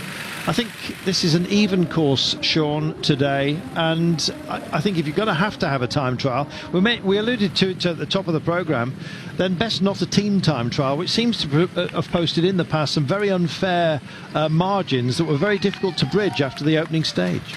Yes, well, you know, we've seen all sorts of problems in the team time trial, not alone with the time difference at the end between the much bigger teams, the much stronger teams with real powerful riders, and then the teams who are not up to that level, and the rider can lose a lot of time in the GC standings. Also, a team time trial, it can be a problem when if there's a crash, many riders go down. And remember Jumbo-Visma a number of years ago when there was I think it was a swimming pool was leaking and the water was running across the road, and there was many of the riders went down. They lost a lot of time there, and some injury as well, which went on for a number of days. So individual time trial is by far, I think, the more equal one for everybody who is thinking of a GC place. We knew this would be good, and Caruso has come through to a virtual podium. They're ringing the bells for him at the moment. Not quite sure why, but clearly somebody's very pleased, Magnus. Yeah, definitely. Sounds like it, doesn't it? No, good ride by Caruso there, just getting onto the provisional podium. So I think it's a rider that we kind of expected to be knocking on the door there of a good ride like that. Yep, I think so. I think the next ride that's going to possibly do something similar will be Aaron Buru. And in fact, he's kind of my outside tip for today is Aaron Buru, only because the Basque is, well, he's here on the Tour of Spain, and Basques always love to go well, make a big noise for themselves. Gosh, how many renditions of Henry VIII do you have to have? Plenty of them. I'm sure it's not him. Aaron Buru will go extremely strongly, I'm sure. Watch out as well for the likes of Martin Tusveld. We know all about Roglic, however, and Sean, the gold medal from Roglic in the time trial at the Olympic Games, he said he just constantly is picking himself up and going for the next thing, but doesn't really like to think too far down the road, because the calendar has been very, very much compressed, hasn't it, for everybody, but particularly for the notable contenders who turn themselves inside out, as Roglic did, of course, at the Tour de France with his incident, unfortunately just hobbling him there. Dombrowski just coming home in 30th place at the moment, 37 adrift. But yeah, Sean, it's I kind of feel sorry for Roglic, really, because it's the obvious questions constantly. What are you going to do next? And quite often, quite frankly, I don't think he wants to think about what he's going to do next all of the time. He wants to just get on with doing what he's doing now. Well, of course, you do not like to be asked the question, how are you going to do and what are you going to do, all of that. So, for Roglic, it's a difficult one, and that's something you have to accept as a big rider, because they're going to have always been asking that question, as we see Seneschal coming through there. Haven't got a time on him at the moment. Neither have I. Still waiting. Yeah, it's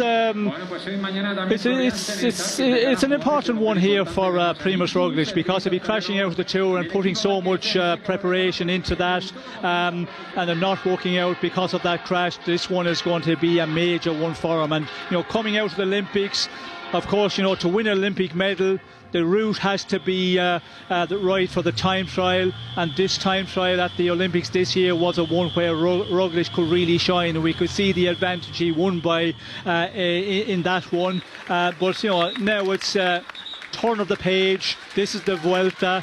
Get on with it and try and do your best. And right from the beginning here, this time trial today is going to be important that he gets in a good performance and makes the best time possible and takes advantage if he can against the other GC contenders. Well, there's some great names coming off the ramp. Bike Exchange, Nico Schultz amongst them, I'm sure. Lilian Carmajan you saw out on course for AG2R Citroën. He'll be going for stages. Jeffrey Bouchard, I think, at their principal, probably looking at the top 10 in this race. Here is the aforementioned Carmajan out on course. A handy performer when he needs to be, Magnus, and possibly today it's just about damage limitation. It won't be the stage that he's targeting to win, but he's certainly got a chance within this race. Yeah, I definitely think so. But as you say, today it's more about damage limitation and just getting through this opening stage in a good but safe way, and then starting to look forward towards and target the stages, I think, more. But yeah, the Vuelta is so interesting in so many ways for we'll talk about the GC favourites and so on, but we've got so many riders who are here to sort of save their season really, and put in a good performance, as we got Salvatore Puccio coming across the line there, 28 seconds down in 21st place. But yeah, Carlton, I think there are so many riders here who really need that result, and they're going to really be pushing for it as well. So as well as we got a lot of riders here who are fatigued and they're kind of putting the finishing touches to the season by getting another Grand Tour in their legs.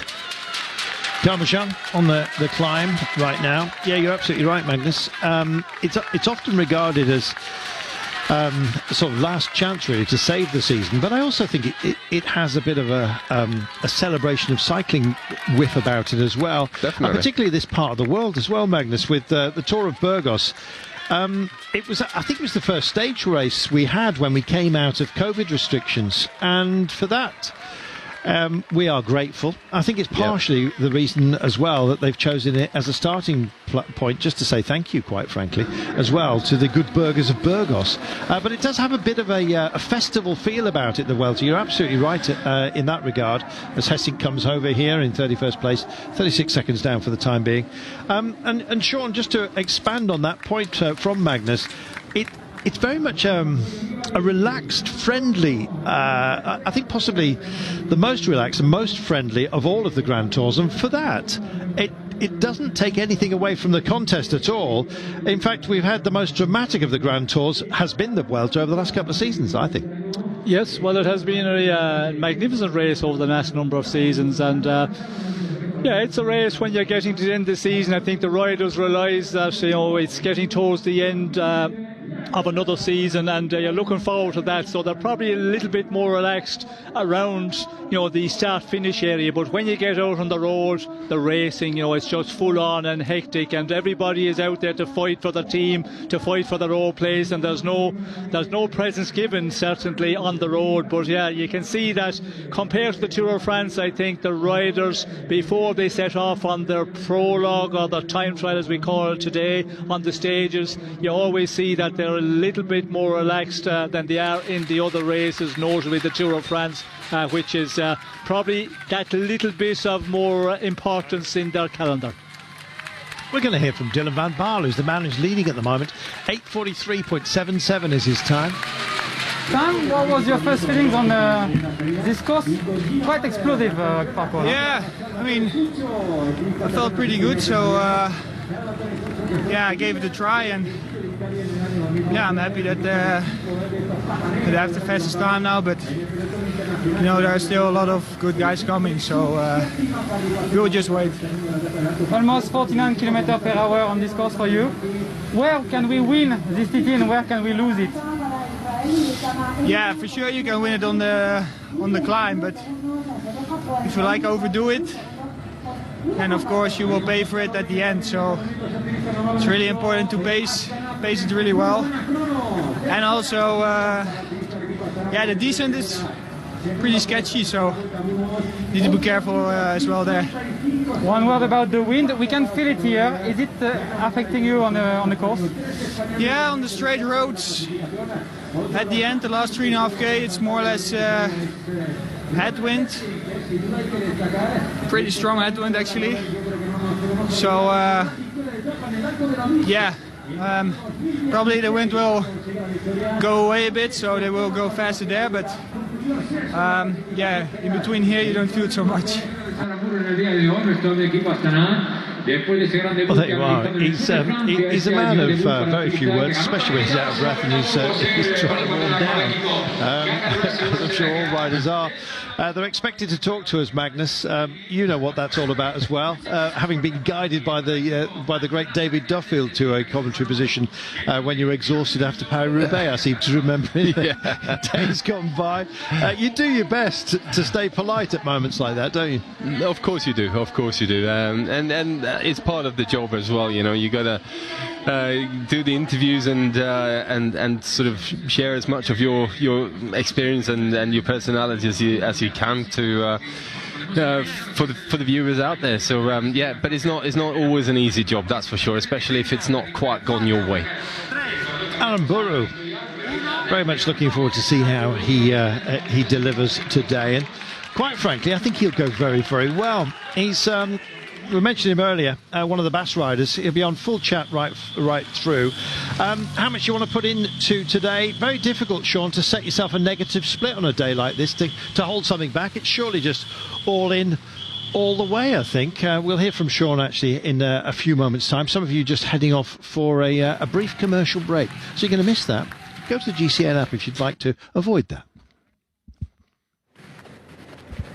Sean, negative splits today, tough to action really. Is it just all in right from the start?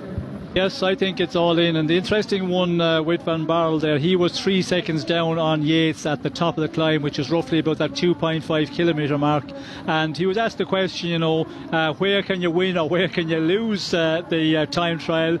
You know, there's no rocket science in this one today. You have to go up the climb, you know, pretty much close to giving it the 100%, so that means you're close to that red zone all the time, and then when you get to the top you just have to kick it on. And on the descent, of course, you will get that, you know, moment of rest where you have to just stop pedaling to get round those more technical corners, so you do get a little bit, a fraction of a second recovery time, and that is very important. But in this time trial you have to go pretty much full gas, as they say in cycling, and that means, you know, push that pain barrier out all the time, and depending on how you're feeling, if you're on a good day you can push that pain barrier out a bit more, and that's where you can put in a real good time. And the riders who can do real good time trials, prologues, whatever you like to call them, they're the guys that can push really a long ways into that pain barrier, and that's where you get the great times and the good results. It certainly is, and those who can do it as well, almost otherworldly, aren't they? Tony Martin used to have this look about him, which was almost like he was divorced from himself.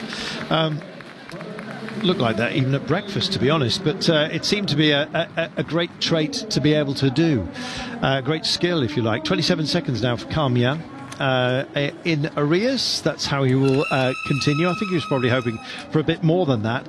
Very much waiting for Aaron Burrow's split at the top of the climb. He's one of those punchers that occasionally blows very, very hot, and occasionally exactly the opposite. Never really know quite how to read it, to be honest. He had a not very good Tour de France, considering all the expectations that we had actually put in at the beginning of it. As you're saying, Magnus, it's now or never really if you want to get a Grand Tour success, a good run. But Vuelta's your last opportunity. Yeah, it is, and it's not just a Grand Tour success. We're you know, plenty of riders will be riding for contracts for next year and so on. So yeah, it's very much an important race, this one, as Schultz is just coming across the line there, 26 seconds down.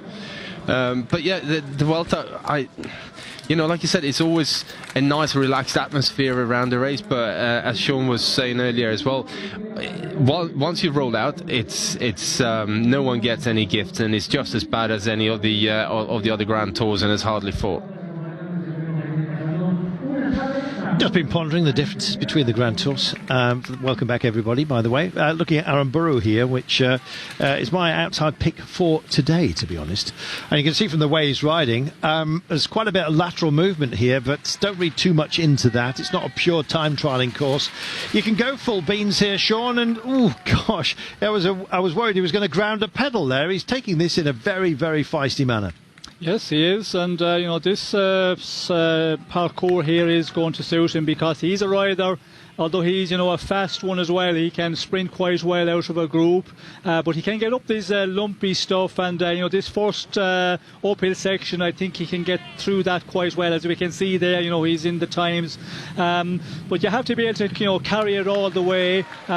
We could see there into the corner, kept on pedaling right to the very end and just stopping for a fraction of a second. That's what you've got to do, and you've got to know the corners in the recce. You have got to register very well, and it's all about getting it right.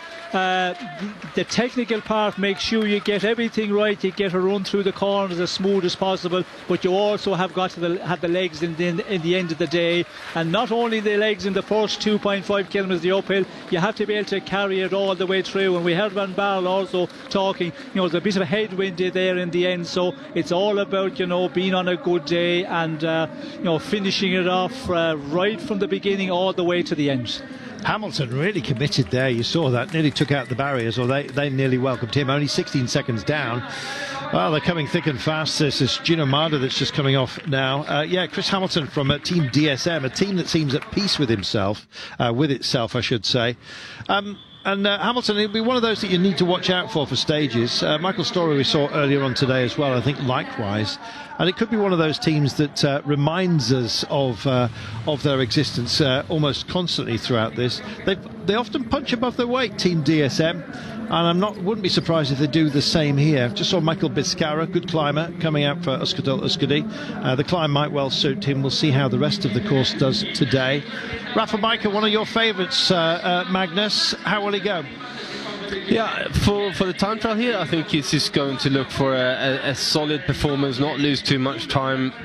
And like Sean was saying earlier, he did a fantastic job in the Tour, and this is his tour, Grand Tour here now, to come and try and ride the GC and then see what he can get out of it. But he's a rider that tends to blow a bit hot and cold when it comes to time trialling, and although the opening 2.5 kilometers will suit him quite well, I don't think he will be taking too many risks on the descent. And it is like we heard Dylan van Baarle saying earlier, that it is a sketchy descent and a technically very, very difficult descent, so you don't really want to be taking too many risks. Just having a look at this rolling time here, Magnus. Aramburu, 7 seconds to the good of Adam Yates' time at this point. I don't know why they're not displaying Dylan van Baarle. I don't think they ran an intermediate clock on him. That's why.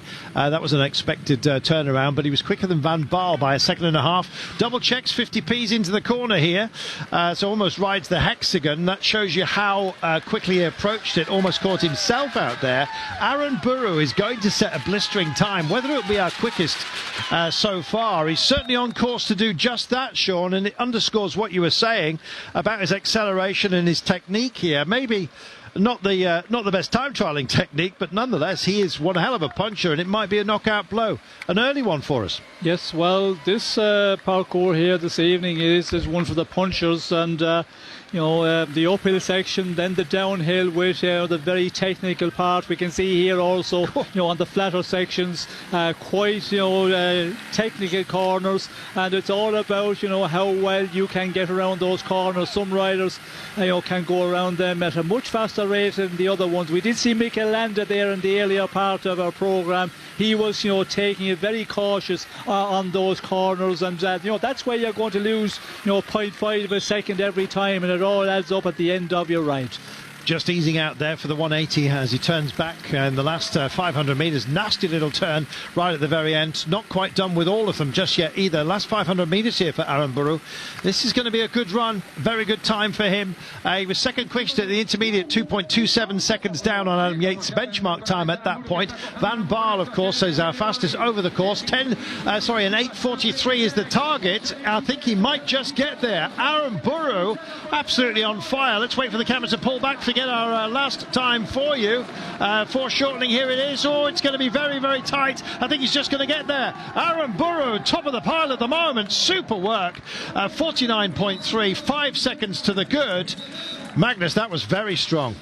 That was a really, really well measured effort, and as you said, he had a good time going up to the intermediate time. He was in contention, and then just really let it rip on the final part here, and that headwind as well, like we heard Van Baarle talking about. I think that's where you really can, if you're in contention at the top of the climb, and then you do a good controlled descent, then on that stretch of headwind on the long straight, that's where you can really make a big difference. Well, Benji will be happy. Van Baarle then takes the walk, and Aaron Burrow gets the hot seat. Here we are, down at the cathedral, and somebody else is in the bishop's seat, Sean. It's Aaron Burrow. Yes, well, that was a really strong ride, because Van Baarle, he's a super time trial, so to beat him by 5 seconds, a real strong performance from the Basque rider. Whatever next? Well, what is next? I guess we're going to find out. This is Naves on course at the moment. Almost, I guess, in any other team, he'd be a shining star. But unfortunately for him, he's in Ineos Grenadiers with Bernal, Carapaz, Pidcock, Puccio, Sivakos, Yates, and now Dylan Van Baarle, who's only just been unseated. It's an amazing team that Ineos Grenadiers have brought here, Sean. Matched, perhaps, they would say, I'm sure, by the likes of Astana. Bahrain Victoria is also very strong. And Jumbo-Visma, of course. We've got a hell of a battle coming up, haven't we, in this race? Yes, well, Naves is a real talented rider. Unfortunately, he's a helping star here with the Ineos team, because the lineup they have taken here, it's impressive. And we've seen him in the earlier part of the year racing in some of the one-day races. Well, very impressive. So he is a real talented rider, and here he's going to be in the helper's role for this Vuelta. Well, so will Simon Carr, but just check this out. If he's in the top 5 right now, this is stunning. Top 10, whatever, 8th place. Magnus, that's absolutely remarkable. Yeah, it definitely is. A rider who's really come on to the World Tour scene this year, and has been performing well throughout the whole season, and I'm really looking forward to seeing what he can do in the Grand Tour here. Me too. He got that fabulous 8th place in the run to Pratiditivo, remember. Was out there and really holding his own. I think he edged the likes of Fuglsang and Bernal that day. It was Tadej Pogačar took it ahead of Simon Yates on stage 4. But yeah, Simon Carr, absolute genius at work today. Buried himself, the young 22-year-olds from Hereford, border country. That's not far from Magnus Backstedt, which is why he knows all about him. Zdeněk Štýbar out on course right now. Any predictions? Well, it's going to be quick. There it is, faster than Aaron Burrow by a second at the split. Štýbar on fire, Sean. Yes, well, again, we can see the way he's going downhill. The motorbike camera is not able to stay with him. We're seeing him from a distance here, and in the straights you can see the motorbike is just coming back, getting closer to him. But amazing. We did see some of the riders, they were doing 73 kilometers per hour at a time there on the descent, and those were the riders that weren't clocking the fastest time. So that gives you an indication the rate they're going down this downhill section. Very much so. Well, if it's short and sharp today, it gets very brutal very quickly, this race. The first real test, I guess, for the GC men, beyond this very short test that we've got here, will be the Picon Blanco, Sean, on stage 3. Already an uphill finish and a Category 1 test, although we do have a mountains jersey which will be applied today on the climb. Yes, well, it's a difficult one. Day 3 already. Sometimes, in the earlier stages of a big 3 week, or when you have a difficult climb like Pico Blanco, it can be a problem one for some of the GC riders who need maybe the first week of racing to get settled in, and it will be a concerning one for the guys who are, not maybe at their best, hoping to ride into better condition as the race go on. Oh, Christian Eiking is off the ramp and underway for Wanty. A team, Magnus, that decided that they were going to pick up their World Tour license and take the pain of having to roster for the big races, but they've made a good account of themselves nonetheless. Yeah, it's always a team you find in the breakaways, and they've managed to pick up some good results, winning a stage in the Giro this year. So I think it's a team who's really building into the World Tour, and they've already made a few sort of changes for next year with riders coming onto the team. But another decent ride there by Gino Meder. Very much so, and in fact, was it 7th place in the end? Yeah, yeah, indeed. 17 seconds down just for the time being on Aaron Buru. I'm actually wondering whether Zdeněk Stybar is going to unseat Aaron Buru in a short while. Did he put too much in too soon? Let's wait and see. Aaron Buru just eased a little bit in the last 600 metres. Let's see how Stybar takes this.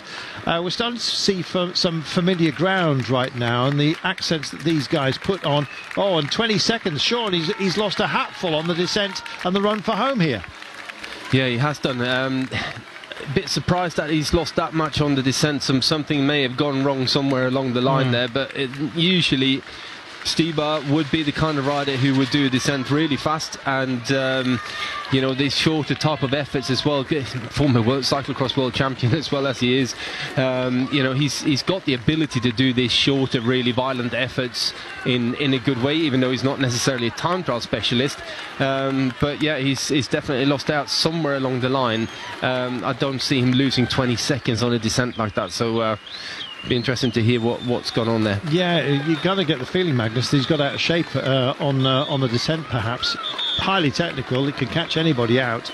In fact, I was worried about Aaron Buru, the way he was 50p'ing the corner, but it seems it was 50p well invested, I think. Yeah, probably. just take it easy where you need to be, is what I'm trying to say. Yeah, I mean, I think for Aaron Buru, to me, it looked a bit like he was really pushing it around those corners. He almost lost a little bit of front end grip to going into the corner, and that's why he managed to hold it upright. But yeah, it certainly didn't slow him down. But no. Stybar, not good, but not good enough, unfortunately. Sorry, Magnus. I thought you'd done. Aaron Buru's time then still stands loud and proud. Do you think it'd be good enough for the day? It's definitely a possibility. We do have some pretty interesting riders coming up here a little bit later on, but that's a very, very good time against some solid riders. So yeah, I do think we may have a couple of riders faster than that, but yeah, I've been wrong in the past, let's put it that way. Do you know what? I'm wrong all the time, Magnus, so it's fine. You're in good company, mate. Stick with me, you'll sound like a genius. 1,400 metres from home, Narvaez coming in. They were clearly expecting a lot from this youngster from Ecuador. Yeah, well, definitely. And he's a rider from this type of rides as well. But it's so difficult in the lead into an opening stage like this, because you got to prepare so specifically for a short time trial to do well in it. And more often than not, you find when you get into the start of a Grand Tour, you've got so many things that are happening that you need to be at and do with a team and so on. So getting the training done to be good at a short time trial can be quite difficult. And with that, it's not for everyone, and it tends to be a little bit of a hit and miss whether you got the legs on the day or not for this type of effort. And it's quite often a mindset as well. I don't know what we're looking at here, but it looks like a mountain bike course. It almost does. Hey, give that a go, Magnus. I'm quite happy with descending. It's climbing that I had a problem with. I was always better at that as well. I went to the Hero event, by the way, a couple of years ago, and I was very pleased to find the Celeronda there, that the lifts are working. So basically, you put your mountain bike on the lift and then just enjoy the descent. My kind of riding. Narvaez coming home right now. This is going to be a top 20 at best, I think, for him. Possibly ebbing just a little bit, but Aaron Buru still standing here. Outstanding, I should say. He's got a lot of very good riders still to come, and set off, by the way. has Aaron Burrow. Just looking at Tusveld, who's about to get underway. He's had some very good runs as well, Tusveld, so I think we may well trace him for Team DSM. Tom Scully a little bit later on, Nelson Oliveira and Zivakov within the next 10 or 15 minutes. Tobias Ludvigsson will also go strongly. Here's Odd Christian Eiking at the moment, 5th quickest at the split, which was led through by Yates and Stibar before he had what we think of was an incident. We'll find out. It'd be nice to find out. Nice to see if we can get a word from him, Magnus. Yeah, but interesting though with that old Christian Eiking here is riding his road bike with sort of normal spoked wheels as well. So effectively his setup that he will use in tomorrow's road race. First rider we've seen do that, and I think obviously on the climb and on the descent it's easier to handle, it's much easier to throw around the corners, but on this long straight after the descent you'd be just throwing away time left, right and centre by not being in that aerodynamic position, not having the disc wheel and the tri-bars. At least if you're going to go on a road bike, put a set of clip-ons on and throw the disc wheel in the back, and you've got something of an aerodynamic setup but still the handling of the road bike. I just wonder, Magnus, whether we've had some issues here at the start gates. A few have been late. I'm just wondering whether it was actually just a bike issue and he just grabbed one and got on with the job, because he's running a couple of empty cages there. It was as if the bottle cages, you'd at least taken those off if it was going to be the bike you were going to use. Yeah, potentially. And I mean, it's always a battle with the UCI jig for that the bike has to fit within, and there are special rules and regulations to how long the bike can be and where the handlebars can be positioned and so on. And unfortunately those ones tend to be sometimes different depending on which race you go to and who's put the jig together. So I've seen plenty of occasions where a bike is passed one week and then you come the following week to a different bike race and put the same bike in without having touched it and it doesn't pass. So maybe that's what's happened. Julio Ciccone is with us right now. Sean, you're back with us. Nice to hear you. Julio Ciccone is on course, Sean, a man that I think stages potentially for him. He's team principal for Trek Segafredo. What can we expect from him? Well, I think we'll be expecting big things from him, because in the Giro he was riding exceptionally well for quite a long time, and then he had that crash and suffered from there on. So I think he will be the one that will be hoping to be challenging here for the overall standings. Let's see how he goes today. It's not his chosen discipline, but then again, as we've said, it's quite a mixed day. Sean, we were just discussing the fact that we've seen a couple of standard road bikes. Odd Christian Eiking, a road bike with no bottles in the cages, no skis for him to play with either. Can't quite figure it out why he would have gone for that. And of course he's banned from doing puppy paws on a standard road bike as well. Well, depending on the rider, if you're really up for it to try and do a time here, well then it's the worst way possible to start. But if you're a rider that you're set that you're going to finish maybe losing 15-20 seconds, well then it's not a big concern. But if it's somebody for the overall standings, well then this would be a nightmare start for them. And as Magnus said, you have to be within the regulations of the UCI, and sometimes the commissars, they do differ a bit, and maybe the bike can be okay for a previous race, but it's not going to pass the test of the UCI commissars, and then you have to just grab a spare bike. And of course they have the bikes here for the riders that would be maybe warming up on the turbo trainers beforehand, and not a nice way to start for any rider. But some riders is not as important or not as much as a disaster as it can be for others.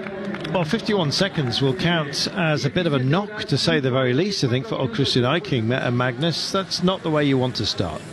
No, definitely not, and he didn't look particularly happy there, so I would suggest something has unfortunately gone wrong with his equipment before he even got going. And unfortunate start, but he's through the first day, and I think he's more here to look for stages rather than the general classification anyway. So it is what it is. You just got to sort of put this day behind you, and you got another 20 days to go. There is a red jersey up for grabs today, Sean. Who do you think is going to be wearing it?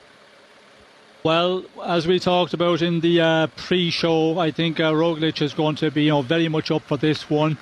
We know his time trial, powers, and on this sort of a parcours, the uphill section, he will be really powerful there. On the running as well, I think he is going to be a one that's really up for it, because you have to be, as a GC rider, you do not want to lose any second to the other contenders. And he's proved in the Olympic time trial that he's back in form after his very difficult Tour de France with that big accident. So I would see him as being the one who could topple everybody at the end of the day.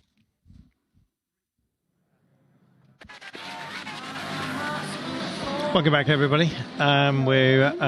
We are just bringing it home at the moment, and it's Holmes, in fact, who's another great, strong run for Matt Holmes here from Lotto Soudal. I've seen a good one as well for Simon Carr. I think it's bragging rights amongst the Brits at the moment.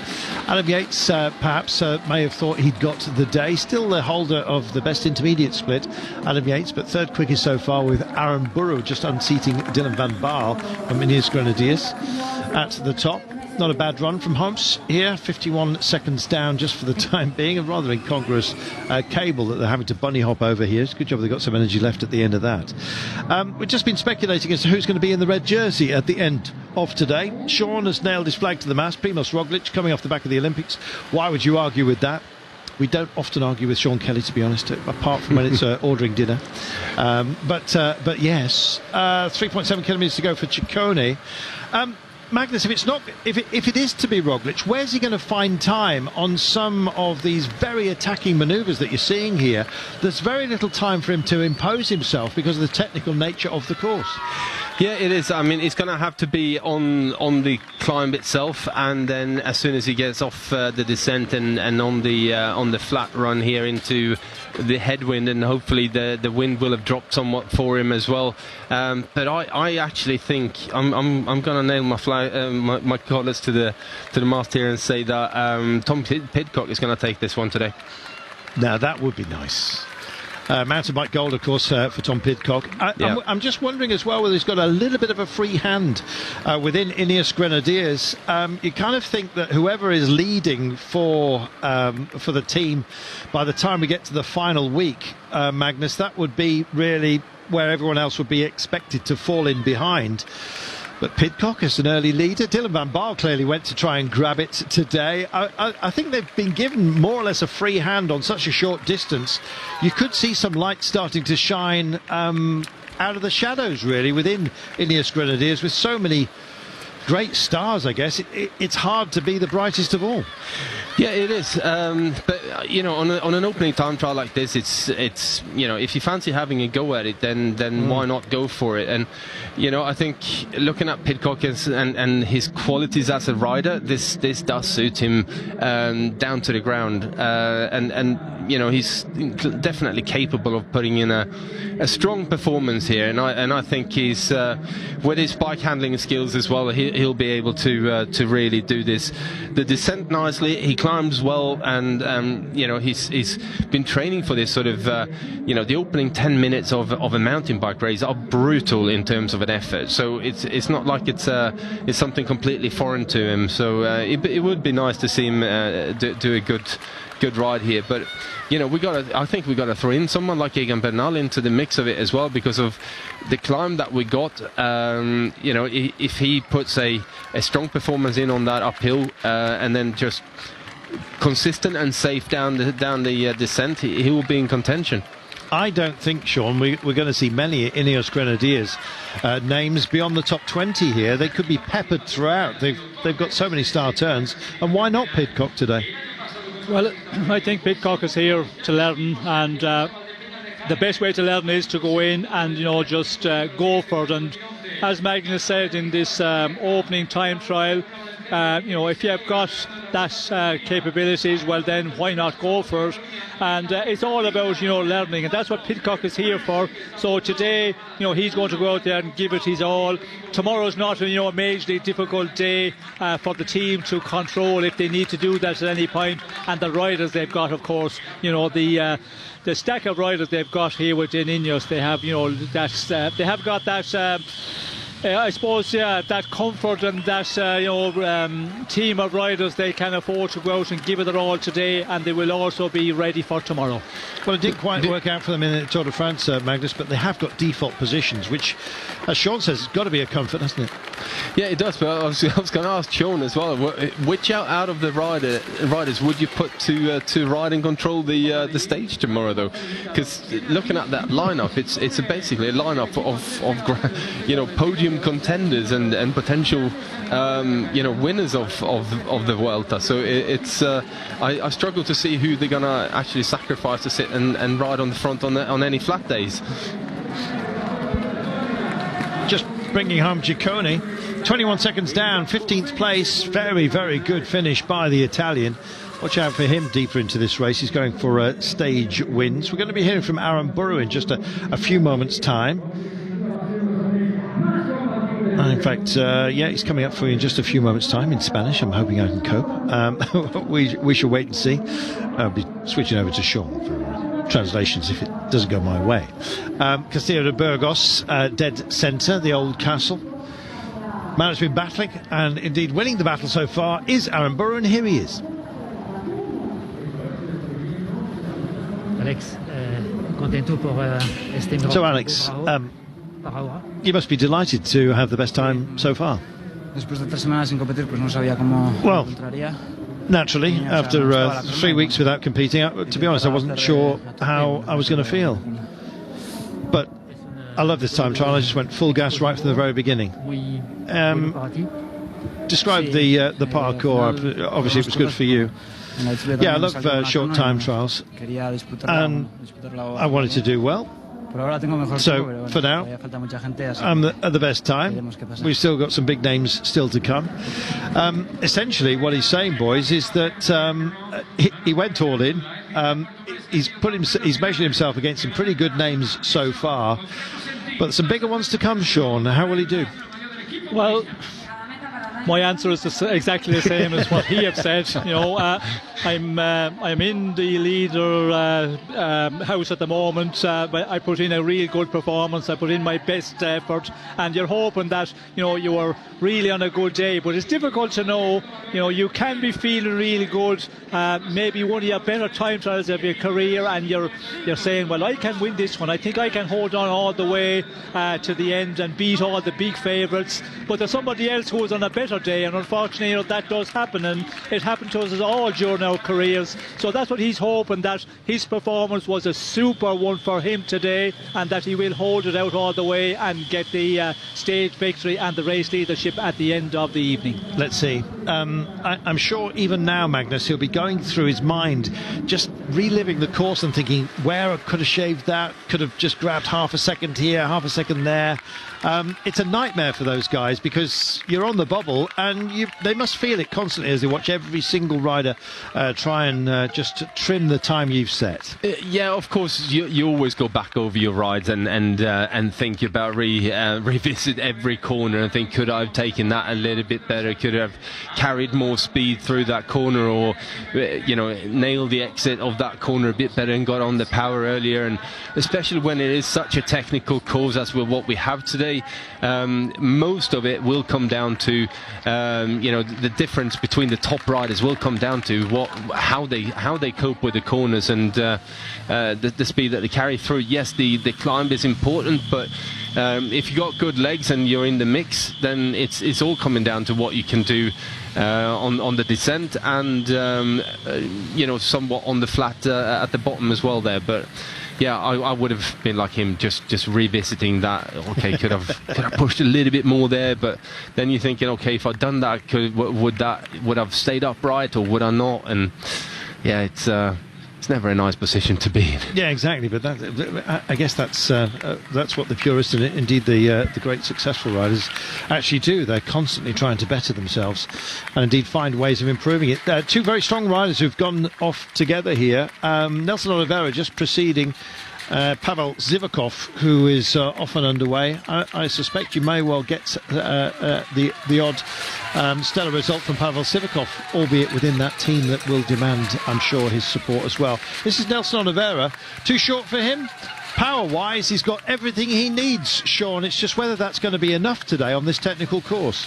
Yes, I would agree with you, Carlton. I think distance-wise maybe a bit short for his liking. Also the technical part where you really have to take the risk on the descent. Maybe he not prepared to do that, and unless he is again really powerful on this uphill section here, feeling feeling the amazing legs, I suppose is what we call it in cycling terms, and then just keep it going all the way. So yeah, it's a difficult one here to know until we see the finishing times. Tom Scully has just come home and got himself into second place. We're getting some very unexpected results, and we said today you have to expect the unexpected, and Tom Scully has just produced an absolute belter, Magnus. 4 seconds down. Brilliant.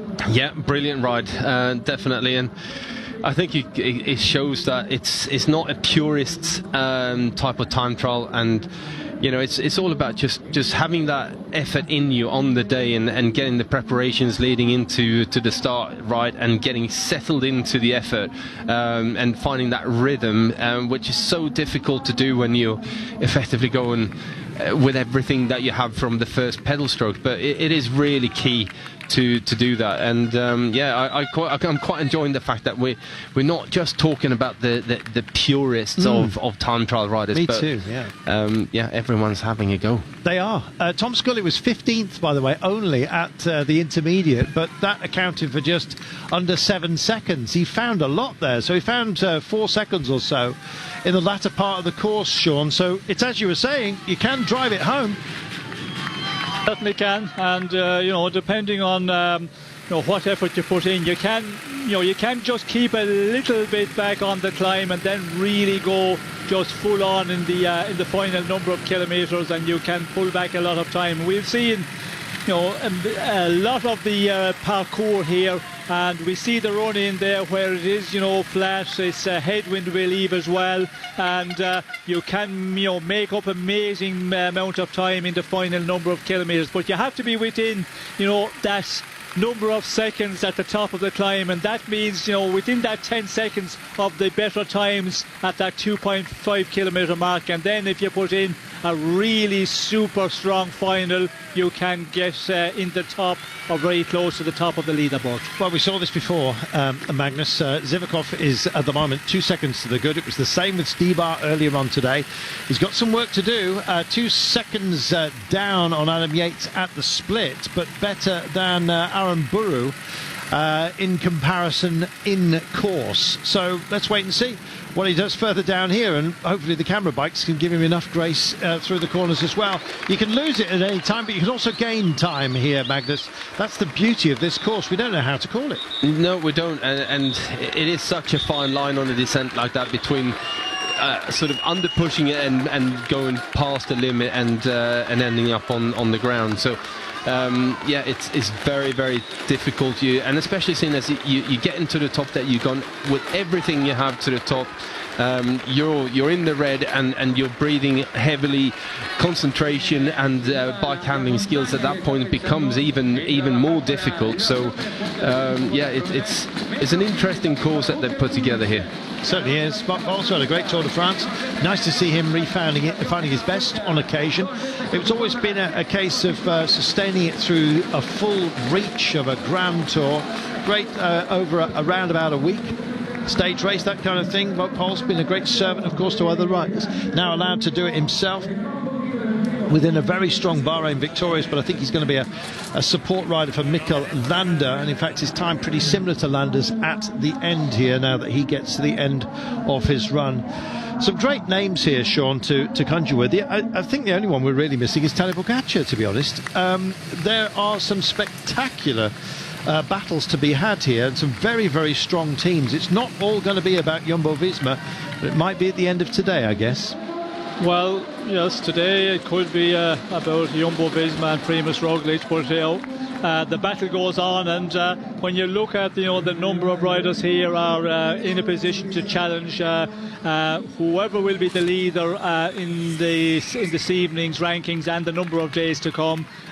There is a big battle on hand, and we've talked about it many times. Sivakov here, part of the Ineos team here, which is a super strong team. They have got a lot of riders capable of causing problems, and if they can keep those riders in contention to later in the race, well, then that could be a very valuable tool to maybe challenge Primož Roglič if he's the leader. It's going to be I think a very interesting Vuelta once again, and it's one of the races of the year which seems to really excite, maybe because it's getting to the final as well, and we're all very interested in it because we know we're coming to the close of the season. But the racing has been fabulous, and again this year I think it's going to be a super battle for the GC and for the overall win. Agreed entirely. We were talking earlier before you joined us, Magnus, about the feel of this race is almost like a Grand Tour festival, and what a way to start as well. They seem to have a magical touch, the Vuelta organisers. They always produce some drama. We might have some more in a moment, actually. Oliveira just coming home. Last 500 metres for him. Target time, we remind you, 3:38. We'll come to Magnus for his thoughts in a few moments' time. I think Oliveira's going to just be outside, but the times are extraordinarily close, and here we are. The clock's already gone red against him.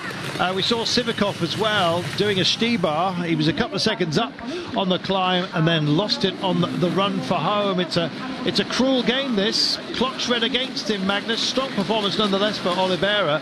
But every time we see this, Arambura's time's looking better and better. It definitely is, but I think it's been a consistent performance by Oliveira, and it's in the mix. Let's put it that way. So good performance. Yeah, a bit too short for him though. Simple as that. Yeah, I would say so, definitely. So who's next for us to conjure with? We have Oliveira, we've got Sivakov, of course. Tobias Ludvigsson. I know Magnus will be going mad. All right, let's start again. How's Ludvigsson going to do, Magnus? Well, I think it's a bit too short for him, to be honest, Alvin. No, very, very good time trialist. Hasn't quite had the form of a few years back in terms of his time trialing. He's put a lot more work into looking after Arnaud Demar in the lead outs, but he's a rider you should never discount when it comes to a time trial. Well, they said that the weather and the wind was going to favour the late runners, but Arambura went off very early, and so far he stood the test, and the test of time is what it is all about. Sivakov just missing out as well at the finish, waiting for his time to ring in for you in a few moments' time. 8th quickest, 15 seconds and more down. Yeah, I never know with Ludvigsson, Magnus, whether he's going to have a good day or a bad day, because he really does fluctuate, doesn't he? Yeah, he does, and has done more so recently. But he's someone who enjoys the time trials. He's got an issue there with his bike straight off the start. He is. He's still looking down. He's still not happy, and that is what you don't want, Magnus. Even if it's just a question of trust. Finally, he settles himself in. Not quite sure what the issue was. The gear selection. It just looked like the gears were slipping for him for one reason or another. That's a bit strange on the start like that. He often starts the season very strongly. He always seems to go very well in the Tirreno time trials in particular. It's the hard winter training, Carlton. That's what it is. That and the fermented herring. I still haven't tried it. I've smelt it, but I've not tried it. I must bring some back with you. Please don't. Aramburu, Sean, still standing loud and proud, and when you see the names that are close to him, that's been a very good run. I suspect it might be good enough for a top 5 or even better than that. Let's see.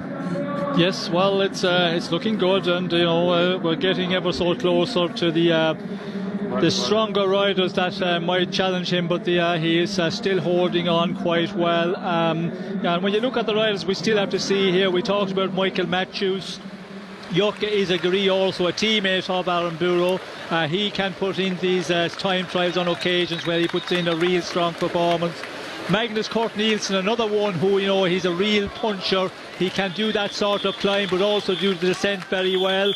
But yeah, the one, Jan Tratnik, a lot of the riders in the predictor were saying he might be the one. As we can see, Ludvigsson still have a problem here with his gearing, and he's going to have to change his bike. That was wrong from the very beginning, Magnus, and that's really not good, because you look to be on a very strong run, but that's the end of that, I'm afraid.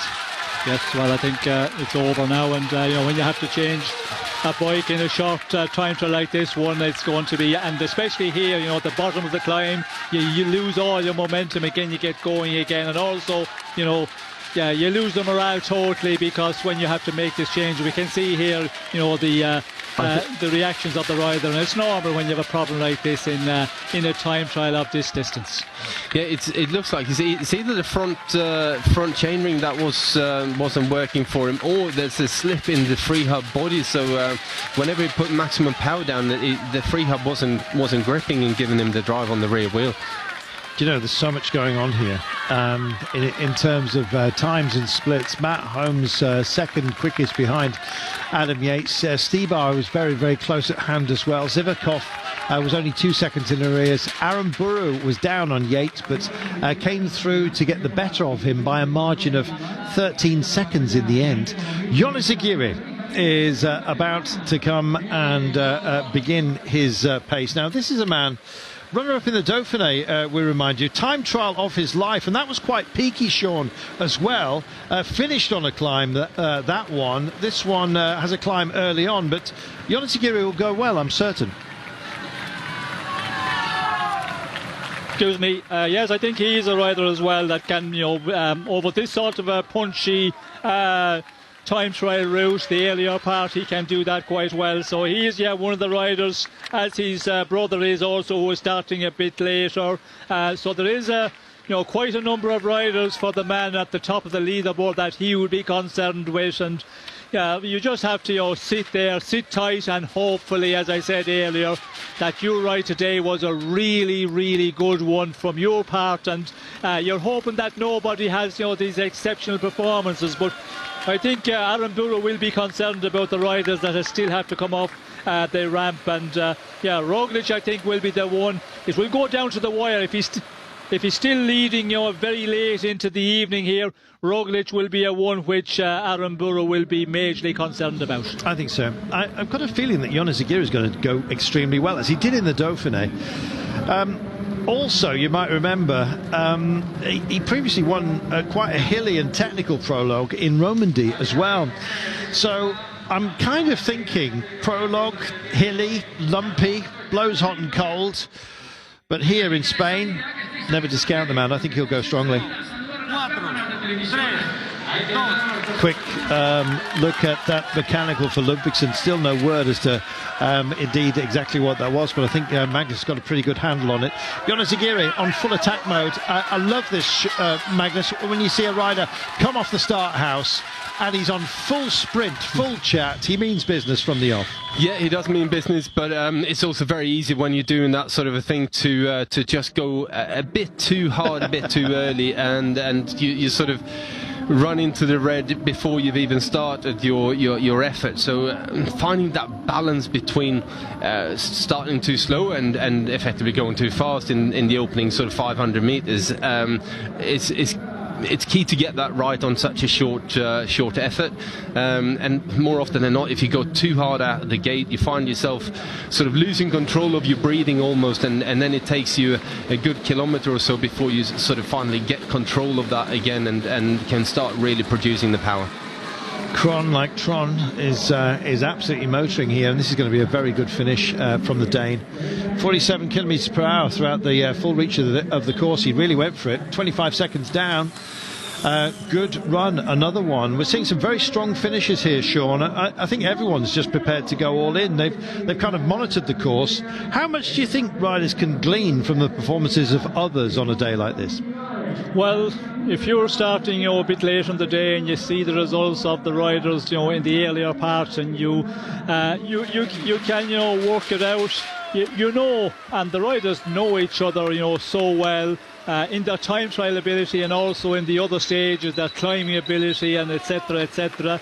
So yeah, if there's a rider up there in the standings at the point before you take your start of the time trial, well then, you know, you say, well, I can time trial as good as him. And if you have, you know, if you have prepared your day well, and you know, most of the riders will. There's some riders, you know, will go out here and they'll ride at about 90%, 85% and just get around because they know they're going to lose that 15, 20 seconds plus, and you know, it's going to not change a lot for them because they have a job to do tomorrow.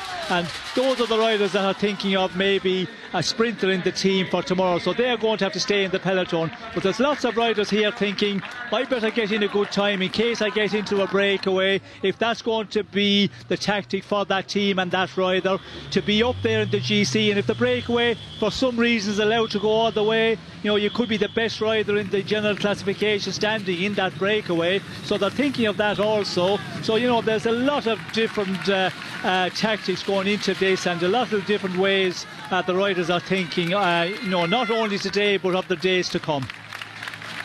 Here's a man for you, Lawson Craddock, wearing the Captain America suit. Spectacular, which tells you all you need to know about the American time trialling champion here. He's also 6th in the world champs, don't forget, a couple of years ago. Let's see. It wasn't a great Tokyo for him, but he'll be hoping for a lot out of this. Izagiri, I think, as well, having seen his teammates go extremely strongly, will want to have a few bragging rights. He's a second up on Aramburu in course at the moment. Just looking at the start area. Lots of riders needing to try and find a way, Magnus, of cooling down on a very hot day. Yeah, they do, and that's why they're wearing the cool vest as well in the warm-up to keep that core temperature down and being able to actually do a warm-up properly without sweating too much and getting and effectively overheating. So it's quite a key thing for a shorter effort like this to be able to do the warm-up and keep your core temperature down so that you can actually put the effort in and get your heart rate up. As Ludvigsson comes across here, 23 seconds down, he's done a good ride considering he's had that issue. Magnus, I was just about to say, I think he could potentially have been leading had it not been for that exchange. How much time do you think he lost? Well, he was 17 seconds down at the top of the climb, so yeah, he would have potentially lost you know, a good 20-25 seconds out of that. So he was definitely going well. There's no question about that. There's your time then, Sean. Clearly, Aramburu's time is a target that can be met by others, and I think if Ludvigsson hadn't had his technical, I think Izagiri, look at the way he's skittling away from this motorcycle, Sean. I think Izagiri's probably your man. He's looking very strong.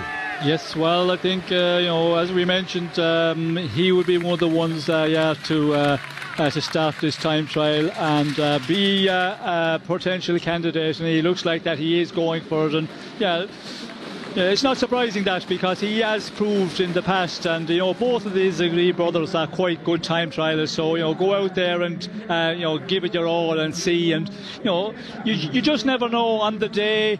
You know, everything feels right, but when you get out in the competition itself, that's when you really get the test and you feel the legs. And sometimes you can feel, you know, just really good on the day, and you feel that pretty quickly with this uphill 2.5 kilometres. If you do get that feeling, well, then you just, you know, you give it your all, give it 100% all the way, and yeah, at the end of the time trial, it's a possible one that you could be at the top of the leaderboard.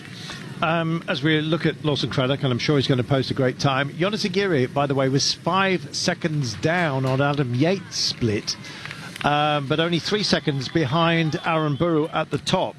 So can he make up ground in the latter part of the course? Yes, he can. Certainly Ludvigsson picked up quite a bit of time despite his problems. And there we are. Craddock only a second off, Magnus. Adam Yates' time at the split. Yeah, he's done a great climb here, so now it's going to come down to can he hold it together on the descent here, and what's he got left on that long straight after the descent. But it's definitely, he started this well. Certainly has. He can let it go a little bit, I'm afraid, but I'm just hoping that he actually keeps it strung together. Lawson Craddock looks very good indeed, and Izagiri has let it go. There you go, guys. The latter part of the course, Sean, is where riders seem to be shedding time, I'm afraid. Yes, well, we've seen that already with a number of riders who have put in a really good first 2.5 kilometres and to be very much in the reckoning, looking really good, and then it just slips away from them on the descent and also on that flat section running to the line. But it's that's what it's all about. You have to be able to produce that real strong performance all the way from the moment you roll off the starting ramp right to the finish in a short time trial like this. It's a short big effort, and you have to be able to be on it all the way. Van Semenen is off and underway. He's on his debut, of course, here. Aaron Burrow's time still standing loud and proud, but look how narrow it is down to your top 10. You'll see a few names as well still spinning out. I thought Sivakov was on for an unseating of Aaron Burrow. That didn't happen.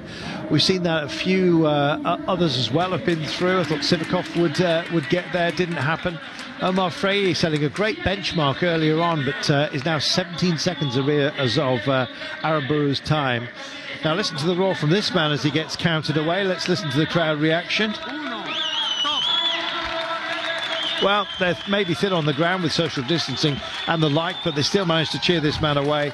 And he cheers Spain and has done on so many occasions. And don't count him out, Magnus. He may be advanced in years, but it'll take a little while for him to settle into supporting role for Miguel Angel Lopez and Enric Mas. There's always a few questions when Valverde, how's he going, before he finally accepts the role as supporter. Yeah, how is he going? He's fully capable of doing a short time trial like this very, very well. And the explosive type of rider that he is, but also the capabilities that he has as a climber, it would lend itself quite well to this type of circuit. But as we've seen in the latter parts here, the final stretch from the sort of after the descent into the finish is where the riders seem to be losing the most time. Izagirre lost a hatful. He was 2 seconds up at one point. That was not at the intermediate, where, as you have seen, he was down on Adam Yates' time, and indeed on Aaron Burrow, but lost more. And bragging rights, he's also lost within Team Astana, who sent a very strong team here. Luis Leon Sanchez, we saw him earlier on, just congratulating Fabio Aru, just giving him a fond pat, if you will. But this is a big one.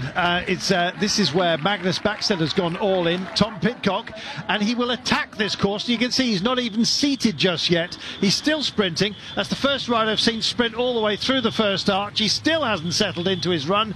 This is absolutely remarkable. Magnus, it looks like he's living up to the billing. Well, he's definitely gone out with intent. There's no question about that. So he's still not in the seat, Sean, I don't think. That was absolutely remarkable. He's going for it, Sean. Yes, well, I think it's normal for Pidcock because in the mountain bike and cyclocross, you probably stay out of the saddle for the first 500 metres, the sprint that they make. So it's normal for Tom here, and it's going to be an interesting one now to see what he will post at the top of the climb at that intermediate checkpoint, and how we will fare out in the run in. And as Magnus mentioned, it seemed to be a lot of the case more of the recent starters, where they're losing that little bit of time on the descent, and then on the flatter section, the run to the line, they seem to be losing a bit more. It's an interesting one, and we're getting into the real exciting moment now with a lot of the better time trialists and a lot of the favourites coming to the start ramp. Look at that. I thought Craddock would have Aaron Burrow, but it's not to be. 7 seconds down for the American champion. And that'll go down as a disappointment to him, I think. I think he would have been very much within sight. Would have had his sights set on the best time so far. But Aaron Burrow's time still stands as the shadows get a little bit longer here. And there it is, Tom Scully, the nearest man to him. Van Baal, Craddock, Adam Yates rounding out your top 5. How will this one pan out? Frankly, we do not know, and that's what's so enthralling about the whole thing. Some of you going on a commercial break, the rest of you staying with us for the time being. Well, it's almost that relaxed time of the day where the heat comes out of it. Here's Oliveira leading loud and proud at the split, but it doesn't always translate, Magnus. No, it doesn't. But we've just had that fastest time there by Rui Oliveira to the intermediate checkpoint. So, you know, he's a rider that I think would be capable of holding on the flat as well. But we've seen some big names lose out. We have.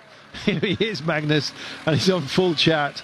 I guess this is an ideal distance for him to showboat, really. We know punchy climbs are no, this man has no fear. And in his time, he's done some great time trials as well. Champion as well, Magnus, we remind ourselves, from 2009. Yeah, I mean, he's a rider through the years who's been capable of most things. He's not been known for his time trialing ability, but you know, it's whenever he's on form, he tends to be going well in most disciplines, and he has worked hard on his time trialing in you know, the last number of years, and has become a lot better at it. But yeah, let's see what he can do, and if he's got anything left in the tank. He wasn't the fastest to the top there, so as he held back a little bit to have something left in his leg for the return to the finish line. Well, we're waiting for the youngster, Rui Oliveira, to come in. It'll be him in a short while. Valverde is still very much out on course, and Tom Pidcock can't wait to pick him up, if the bike can keep up with him, of course. The motorcycle, I should say. About 13 seconds down at the moment. I believe that's in course, as you will.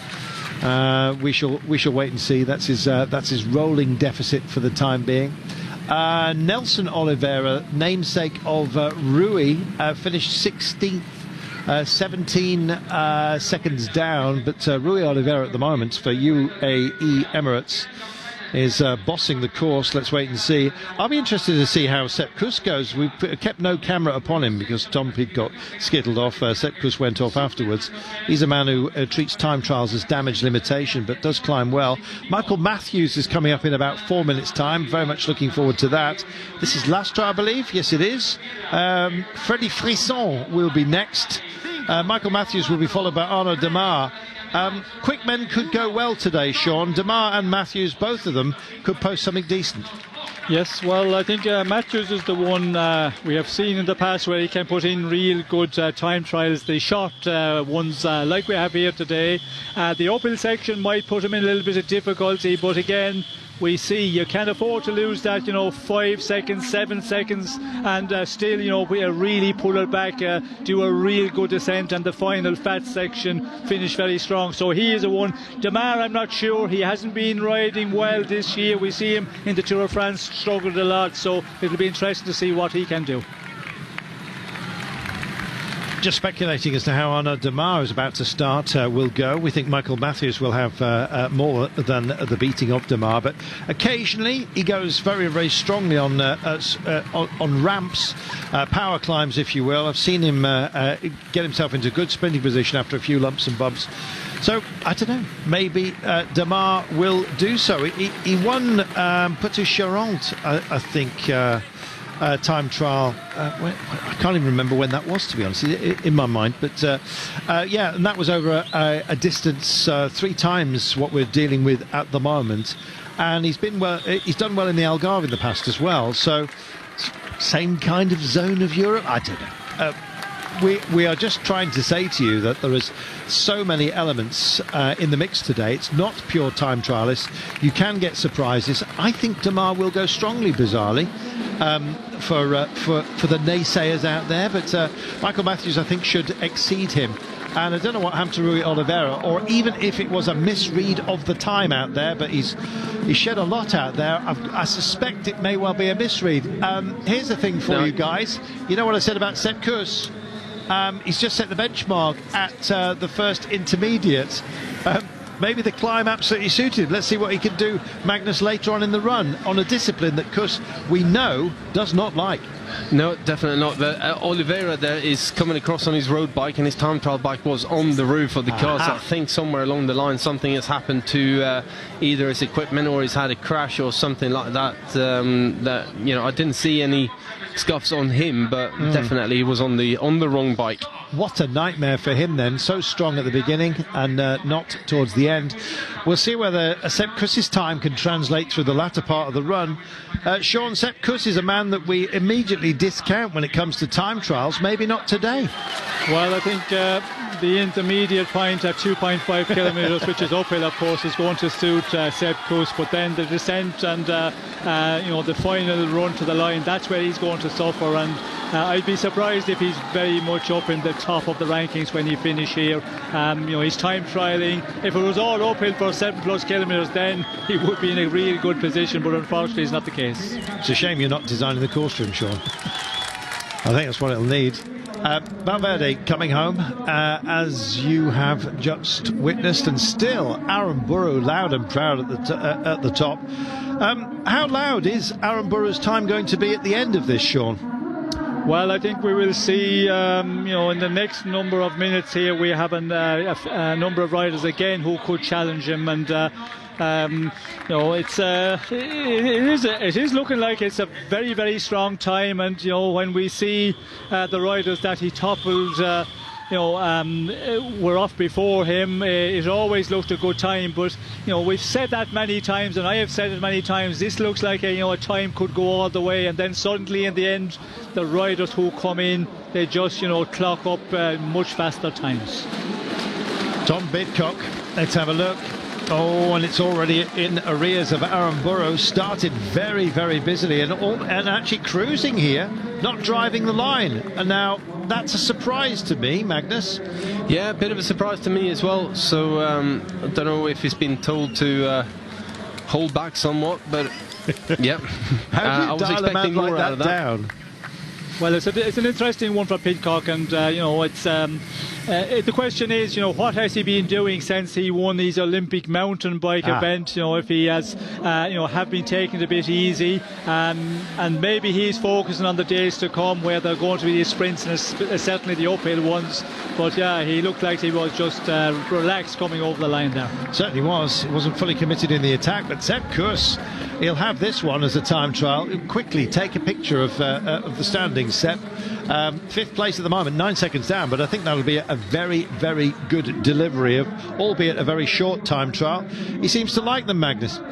Yeah, he definitely does. Well, he's going well here, so it's good to get one of these under the belt and get into the racing. So I'm sure he's going to be looking forward to the mountains then. Sean, you'll remember, of course, Michael Matthews as Chad Hager gets off the ramp. Back a couple of years ago now, in the opening stage of the Tour of Switzerland went well. 3rd in the Paris-Nice prologue as well, Michael Matthews. And I think today he might actually be the perfect package for this kind of terrain. Yes, well, I think Matthews had proven in this sort of distance time trial he can do the business. The technical part will not be a problem for him. He can negotiate the downhill sections, the very fast corners. He can get through that strong, but will he have enough in the tank to be able to finish it off? The first 2.5 kilometres will test him a bit, but you have to put in a bit of a bigger effort there against the riders who climb that well. And Sepp Kuss's time is an excellent climb. I thought he would be around that, maybe 20 seconds down, but a real strong performance from him. And now we will see the next number of riders what the performance of Aaron Burrow is like, and how good it's going to be as we get into the real interesting part of this stage. Michael Matthews, 4 seconds to the good of Aaron Burrow here with 4.8 kilometres to go. Let's see if he can carry it into the latter part of the course. I think he probably can. And this would be a great thing for Michael Matthews. It would be a good fillip for him, and also I think for the rest of the field. I think the main players, Sean, won't mind lending the jersey if it's to someone like Michael Matthews. But I think we will be expecting some very feisty performances, not least from Primož Roglič, who's not known for giving gifts, if he can possibly help it, at any quarter. No, well, it's a difficult one. In the time trial, you just go out there and you give it your all. And when you have the talent of Roglic in time trialing, well, then it's always a concern. But Matthews, an excellent time there in the first part of his effort here. And Matthews have been up there, but not getting the wins that he would like to this season. We did see in the Tour of France, let's not forget, first stage won by Alaphilippe, and he was just behind in that group in the sprint for second place. So he can get up the lumpy stuff quite well, and now it's a question of how can he carry it in the descent section and also on the flat run to the line. Chad Hager.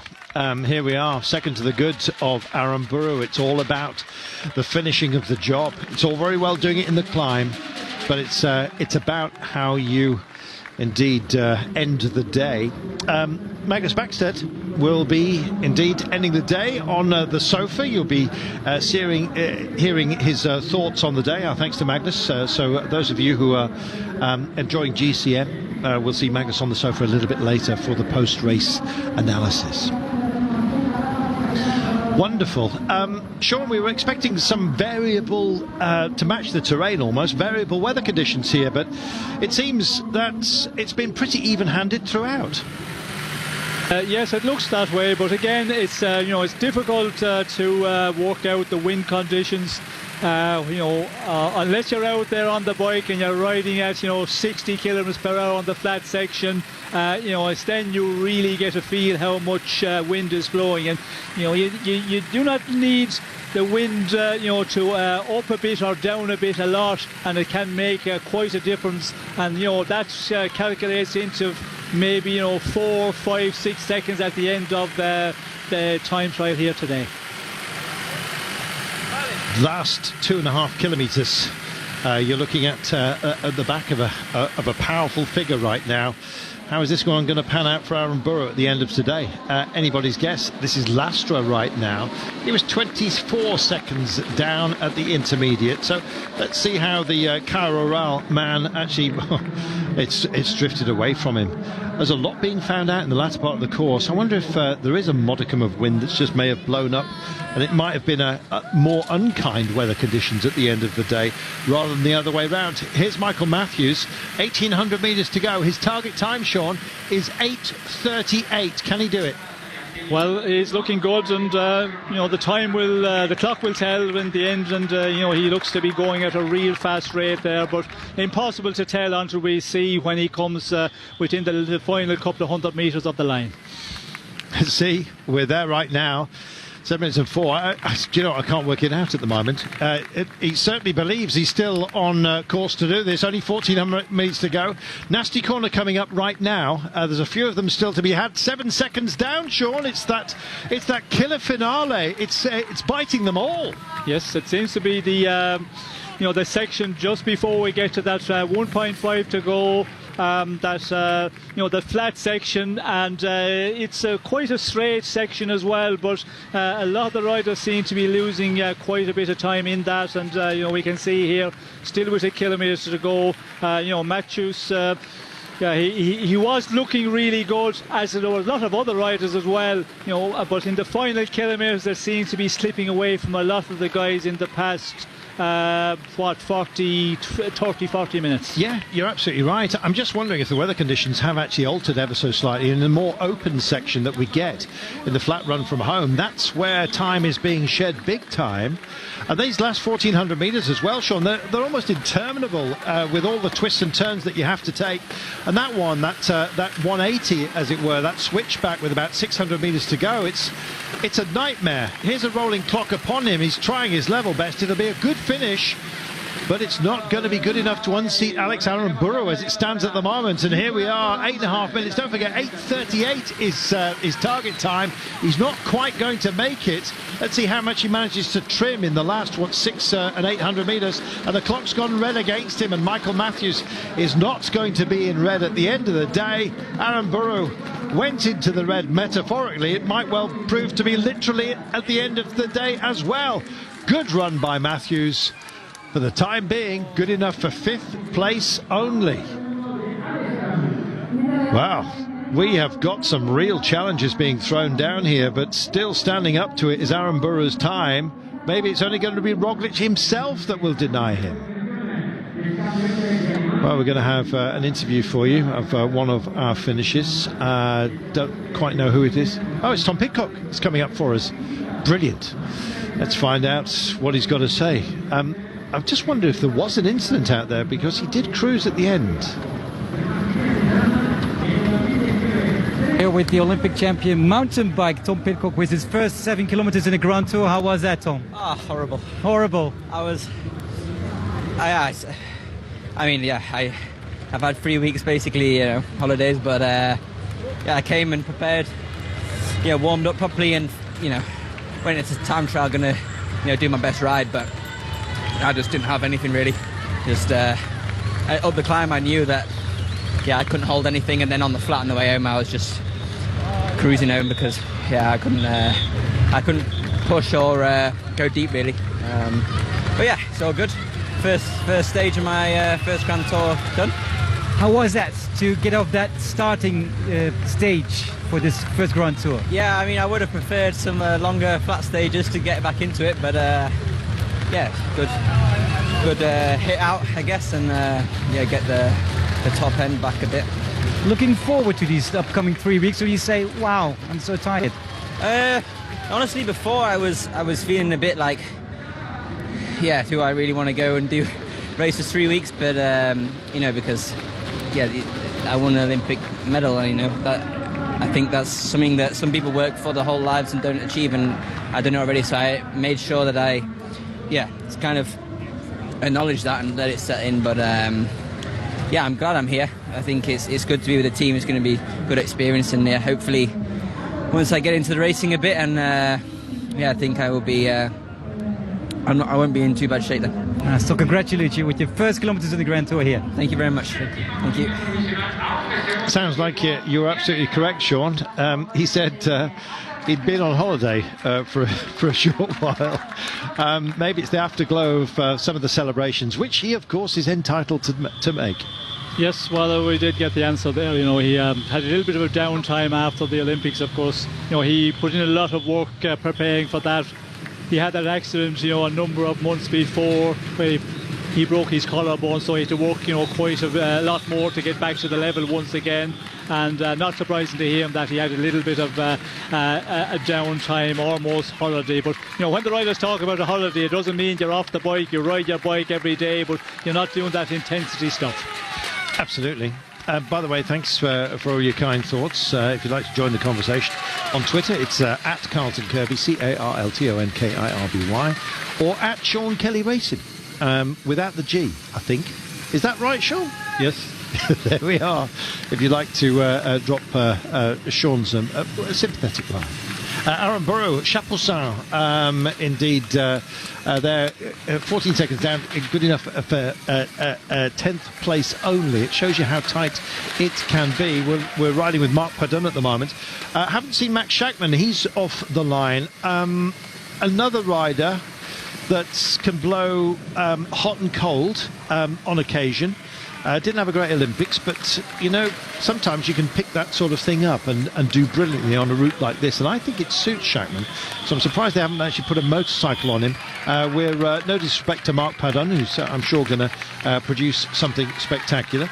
Miguel Angel Lopez is still to get off and underway, but it really is the last sort of 10 or 12 riders. Quinn Simmons, watch for him. He's going to go off in about 30 minutes time, and then at 1 minute intervals, and on such a short course everyone is at a minute interval. Very little chance of catching a Minuteman out there unless they have an incident. We'll have Mad Verts, Vlasov as well. He'll go strongly. How will Hugh Carthy go? I think he'll go very well on a course like this. He certainly won't want to be losing too much time before we get to the mountains. We have Grosshartner. That'll be an interesting one as well for Bora Hansgrohe. Jan Tratnik, many people's pick. I think Jackie Duran picked him for today. No surprise there. He will go strongly. Miguel Angel Lopez just about to get himself off the ramp. Then we will have David de la Cruz, Joe Cherney, Enric Mas, Egan Bernal, and of course Primoz Roglic, all going off very late. So divorcing himself from that group is this man, Miguel Angel Lopez. He's off the ramp and underway. He's been a disappointment at this race in the past. I'm hoping for his sake that that is not the case this time by. He is one of the favourites, Miguel Angel Lopez. He's been bitten, Sean, here. We mentioned, I think, early on by team time trials and the like in the past. This will suit him better today, I think. Well, I think the uphill section will definitely suit him, but again, he's going to, be trying to limit his losses against some of the other GC contenders. And Miguel Angel Lopez this year has been a difficult one for him. He had COVID in the earlier part of the season, so he hasn't been performing as he would like to be. But it's possible that he start getting better here as this race go on. And yeah, he's definitely one you have to count in to our challenge in the GC. Carapaz coming off the ramp. Sean, what a year this man has had. Yes, well, it's been a super year for him, and the Olympics, of course, of recent, that has been something, a day that he will always remember, and a gold medal in the Olympics. We hear the athletes talking about that, and not only that, he had the Tour of Switzerland, the Tour of France before that. He has had a super season, and it's going to be interesting what he will do in this Vuelta. Just riding with Miguel Angel Lopez at the moment. Richard Carapaz, the Olympic champion, road race champion, is off the ramp. The Olympic time trial champion, of course. Primož Roglic will go last today. This is Steven Kruijswijk. What role for him? Well, quite often it was the second card to play, wasn't it? But Primož Roglic, back-to-back winner of La Vuelta, going for the trio, will demand his support. Sepp Kuss had a free hand today, has produced an exceptional time trial by his own standards. I know it's short, but Sepp Kuss, 6th quickest so far, and Kruijswijk will want to get a decent time as well. But their duties, I think, are going to be backing up Primož Roglic. Sean, Jumbo-Visma need it for Roglic, apart from anything else. Yes, well, I think the riders, as we mentioned, there is a big percentage of the riders here are going to go out and give it their all here in this opening time trial of this race. And tomorrow is going to be another day, and they're just going to think about that this evening. So it's not surprising that we're seeing the riders, all trying to, get the best times possible. And, but at the end of the day, Primož Roglic is the one who is, the sole leader at the end of this race for the team of Jumbo-Visma. Certainly is. And is the out-and-out favourite for the race, barring any incident. Let's just hope that that's the case. His Tour de France, of course, cut short. He then said it was very difficult to build himself up for the Olympics, and post-Olympics it was very difficult for him to build himself up for this. He's started to talk himself down, Primož Roglic, quite a bit of late, and I think that's because he's very fearful of overblown expectations, of which we have plenty of those today. Sepp Kuss, his teammate, set the benchmark time at the split, which they're all targeting at the moment.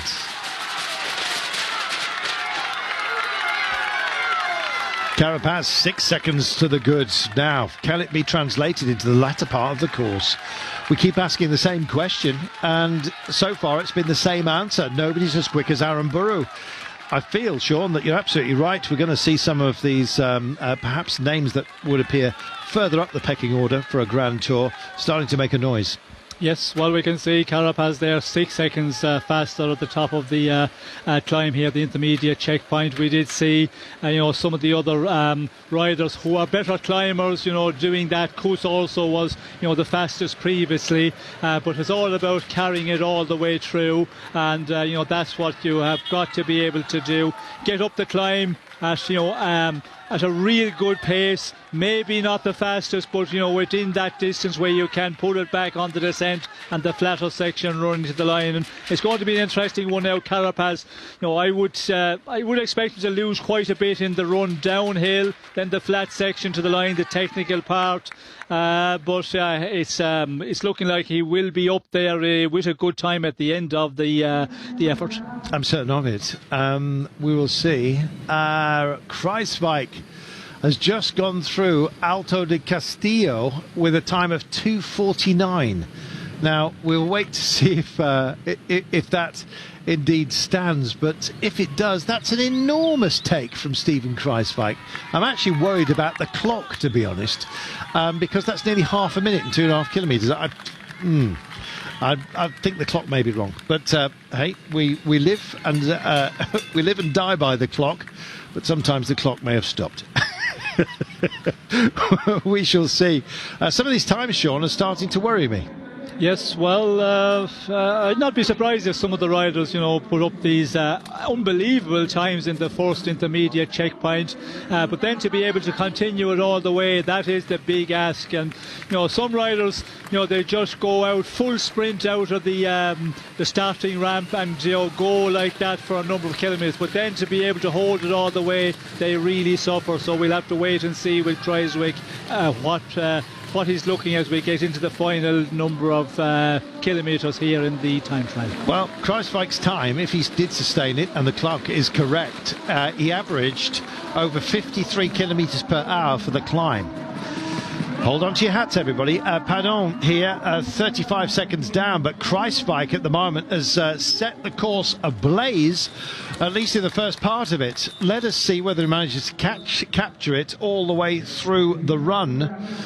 This is quite remarkable what's being produced out there. Richard Carapaz has, for Ineos Grenadiers, had also set a spectacular time as well. Let us see.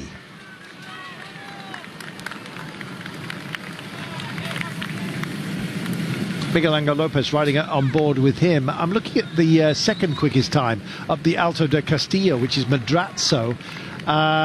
2 seconds down on Kruijswijk as well. So suddenly there's some very exceptional times that's starting to worry me. Let's see what the times are at the end of the run, shall we? I'm only saying they might be right. And if they are, then boy oh boy, we've got some tear up the timing sheets. I don't know whether there's suddenly a gale blowing up as a tailwind on the climb. We shall wait and see. 1,400 metres for Miguel Angel Lopez at the moment. Target time is 8:38, and I've got a feeling we're going to see that Aramburu is going to get unseated by quite a few riders as it stands at the moment. But these last 1,200 metres, Sean, have been punishing for many. Here's Baggioli right now, second to the good, just goes red. So we're getting some very fast times late on. Baggioli at the line, good enough for fourth place for the time being. If Baggioli can get there, then so can some others as well. And maybe the wind, if there had been any, a breeze perhaps, was expected to ebb. Maybe that indeed has happened.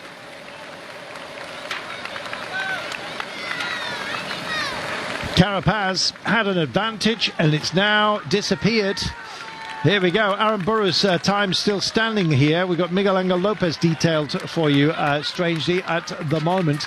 Let us wait and see. It's Aramburu at the finish who has the time. It looks like timings are all over the place all of a sudden, Sean. I'm beginning to worry about the clock.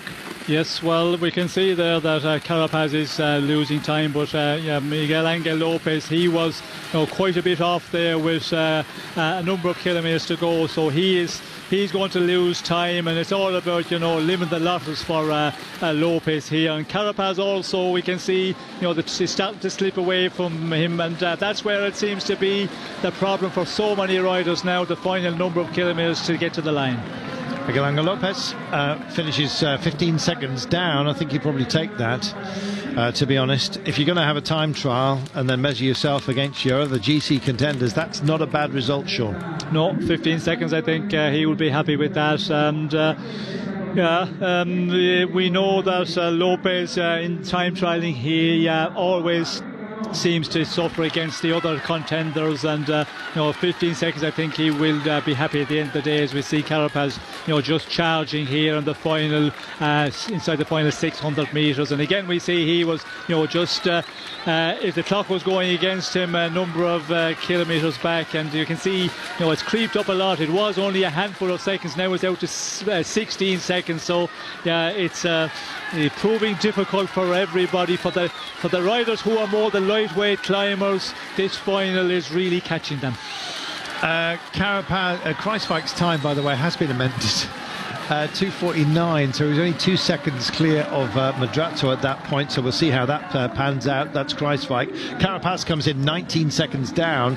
Yeah, I'm beginning to worry about some of the timings that we've had from the intermediate. So if we lit up your expectations, sorry to douse them again, but Andrea Baggioli's finish time exceptional, Sean, in 4th place, proving that the terrain here hard to read in terms of our predictions, I guess. Yes, well, that was a surprise one, but again, Baggioli, he can. He's one of these riders who is, quite fast in the sprint, a punchier rider, and if you get up that first part of the time trial course well, then of course the technical part, the downhill, but yeah, it is a real strong performance from him. Yeah, very much so. Just proves that it ain't over until it's over. Yeah, he's quite explosive rider, Baggioli. But I kind of thought his power might just not be where it needs to be. This man is absolutely where he needs to be. Suddenly finds himself a new team, suddenly finds an entire new lease of life. And it's great to see Romain Bardet coming here into this race, Sean, as a quiet contender. Yes, it is an interesting one. It will be an interesting one to see what way he will, perform as this race goes on. His first big 3-weeker this year, the Giro, he performed exceptionally well. Did not do the Tour of France, and now, he should be in quite good shape. Physically, I think he should be good, and I'm expecting quite a good performance from him in this 3-weeker. Yeah, me too. And it would be wonderful if he does carry on. I think a top 10's well within his range, Sean. Yes, I think the way he's been performing the earlier part of the year, I think a top 10, even a top 5 is possible if he can, we can get the right shape, be in the form. Top 5 is very possible for him. Quinn Simmons. Well, hold on to your hat, because this could be a very good performance. We're kind of used to seeing Quinn Simmons occasionally produce greatness. This could be a day like that, Sean. Yes, and we can see there on the bike he's on, he looks to be on a normal bike again. So that's an interesting one. And he's a rider, is recently on form, looking real good. And yeah, Bardet we can see here now in the part of the time trial where he should, be in a good position when we go through the first intermediate checkpoint. And again, this final is a place where he will really have to dig deep to try and limit his losses against some of the other GC contenders. Yep, Quinn Simmons in great shape in Wallonia, as I'm sure you've seen. And he's another one of these guys who's like a coiled spring, and on a day like today really can have some fun. We've seen it with Baggioli, Dylan van Baarle as well. He was just determined to let his motor free. Van Baal's time still standing for a podium at the moment.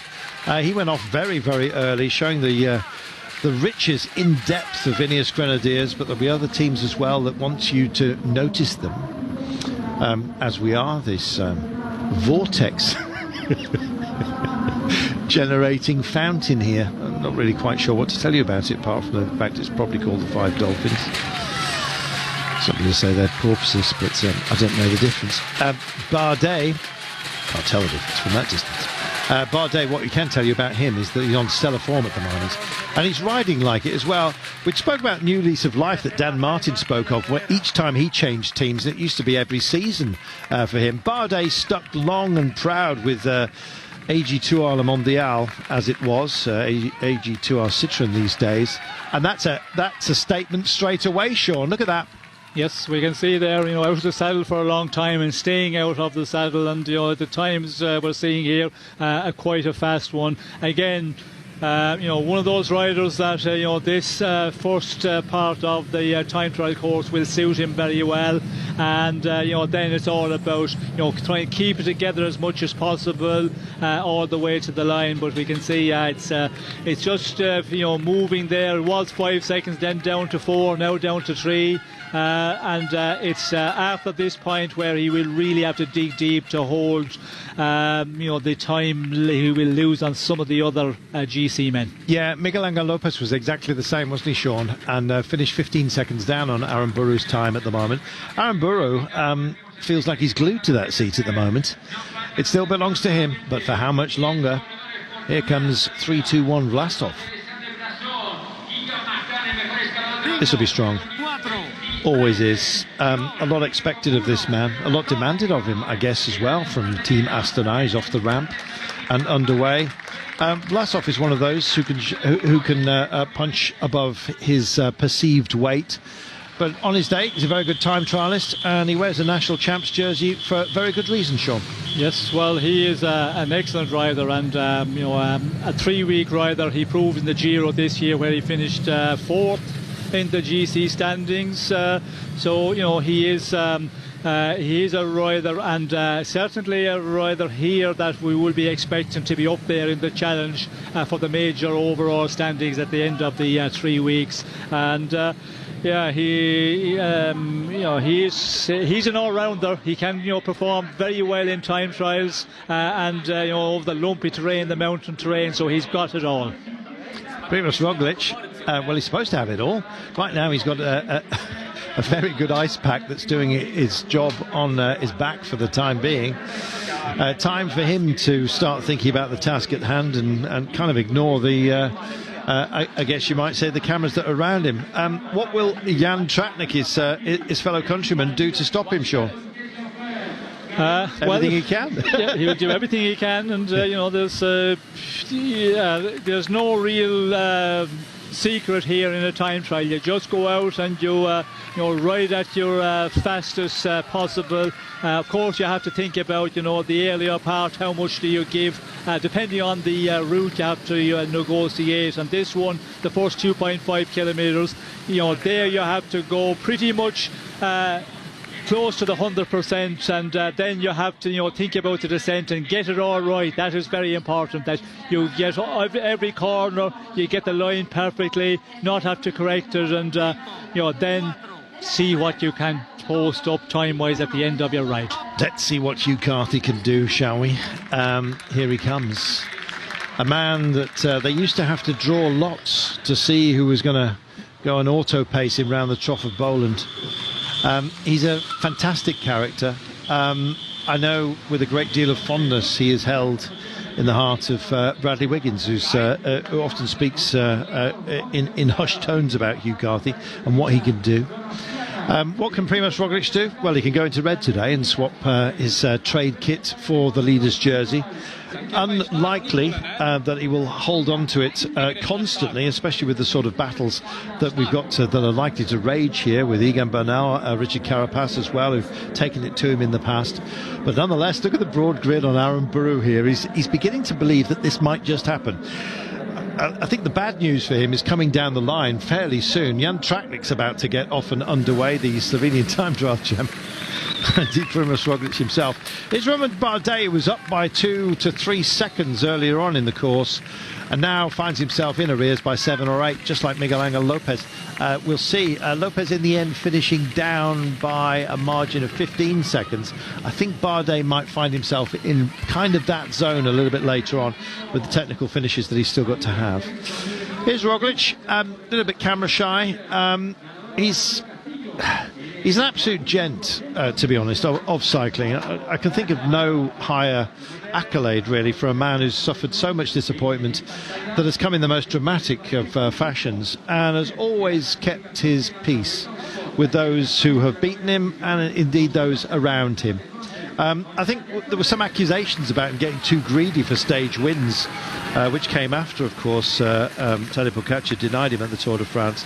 I thought that was incredibly unfair for a man who's shown a very measured view on his opponents, and is always very happy to congratulate those who have indeed beaten him. And for that gentlemanly demeanour, I think he deserves all the accolades you could possibly foist upon a cyclist. Primož Roglič is a great champion of this race, 2 times of asking. Could have been of other Grand Tours, of course, notably the Tour de France, but we shall wait and see how that one pans out. Bardet has found a bit more time. He's got 300 metres to go, and this may well... I don't think it's going to happen for him. Let's have a look. A couple of 100 metres to go.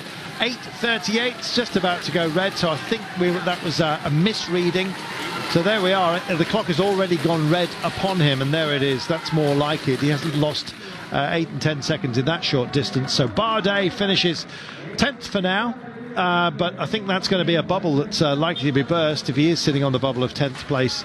Aaron Burrow's still there, Sean. He can't be beaten, it seems. No, he's holding on, and it was an interesting one in the very earlier part of the day where Aaron Burrow posted up that, and I was wondering, the riders like Izagiri, we had Michael Matthews, even the Magnus Kurt Nielsen we did not see. A lot of riders have went through, did their ride, and not challenged them at all, and we can see there, he's still in that hot seat, and it's going to be really nervous times for him now as we get into the real interesting moment where there's some riders who are, looks like they have got the power to challenge him.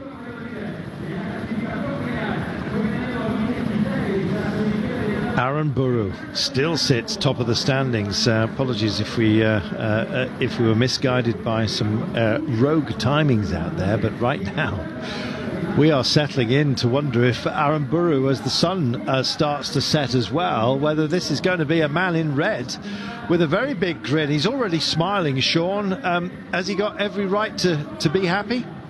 Well, definitely. He's been, he's been in the hot seat for a long time now, and he's kept a lot of, very, very talented riders on this sort of discipline at bay, and he's holding on in there. And the longer you hold on, of course, you say to yourself, well, my time I must have really had a real good time here today.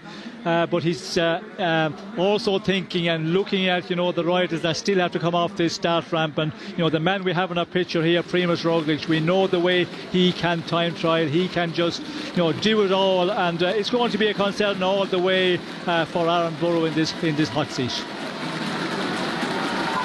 Quinn Simmons has clearly had an issue out there, Sean. If this clock is right, that's unkind. Yes, well, we did see, and I mentioned in the moment he rolled out, he had the normal bike, as we can see here. So there must have been a problem again.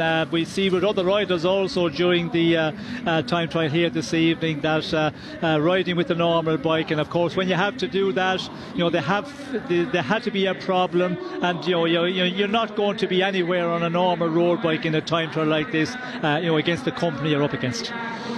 That was Sergio Luis now, who almost tagged him out there, as you saw. Neither times, I'm afraid, anything to shout about. Madvert Schmidt actually will be coming in fairly shortly. I think he's the next man to finish. Meanwhile, is this Enric Mas who's just coming to the starting ramp right now? Yes, it is.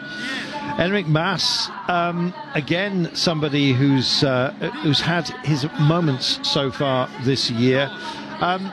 He's been running well, Sean. I guess a little bit of bad luck into the mix, but everyone's had that.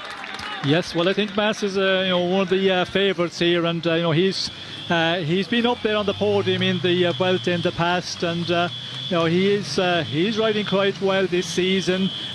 Maybe not in the super form he would like to be, but then again, this is his home tour, and he has done it before in this race where he has really finished strong in the final week, and that's what he will be hoping for, that he can just get into the final week and for some reason exceptional form, and then he is if he's in that position, he can do a real good performance. Vlasov does not get there. He was well up, as you saw, and finishes 8 seconds down, 48.5 kilometers per hour. Looks like you've got to strike that 49 if you're going to beat Aaron Burrow, and still it stands. Meanwhile, Egan Bernal, penultimate rider off the line, could well be our champion in waiting. Let us wait and see. He's out to make history, Sean. Yes, well, it's going to be an interesting one now for Bernal. We did see him in the Giro. He was in excellent shape. Here, I think the company he's up against may be a bit a higher level once again, but he is back to close to what he was when he won the Tour of France, and this will be a real test for him, and he is definitely one of the big favourites. And in this time trial here, I think he's going to have a difficulty to really beat the likes of Roglič, but you never know, he can put in those amazing performances. But then again, it's all about just losing the least amount of possible to the riders who you do not want to lose against. Only at minute intervals here. The big names don't have that 2-minute cushion. Primož Roglic is out to shorten that gap between himself and the likes of Egan Bernal, and indeed all those around him who are likely to sit loud and proud at the end of this race. It might be the last time you see Primož Roglic in his trade kit for this race, but that's what he'll be hoping. A big statement here is difficult to make, especially over such a short course, which has bitten so many, Sean. Yes, well, time trialling, and especially the opening time trial of a race, sometimes we can see the surprises. I held it well there, just keeping the gas on, as they say in the corner, but just a little bit too much there, and got away with it. That tells what these riders, and it shows what these riders are trying to do. Just keep the power on all the time, through the corners, on the uphill, on the downhill, just get the line right, and just knock off your pace as least as possible, and to get through all the course in that way. Carthy comes to the line, 26 seconds down. He possibly would have hoped for a bit less of a deficit out there, but he's going to be a great man in the mountains, and that is not too bad on what's turned out to be quite a good benchmark time for us today. He'll be reading himself off against those who come after. Henrik Mas with a big wake-up call out there with one of the corners. Not sure if he grounded a pedal, which kicked the back wheel out. We'll love to see another replay of that. This is Egan Bernal right now, going out here to... He's already won the Tour de France, the Giro d'Italia, of course, earlier this year. Can he possibly round out all of the Grand Tours? Well, we've seen so many within a margin of 4 seconds at this point, only to see it disappear out of their grasp later on. There's a red jersey up for grabs, and I think we might be looking at the man who's going to wear it at the end of today. 1 second to the good on Aaron Burrow just for the time being, bouncing around the same time. We know, Sean, that he can deliver on the latter part of this course, and just look at the fans who are welcoming him here. Let's just have a listen to this for a moment.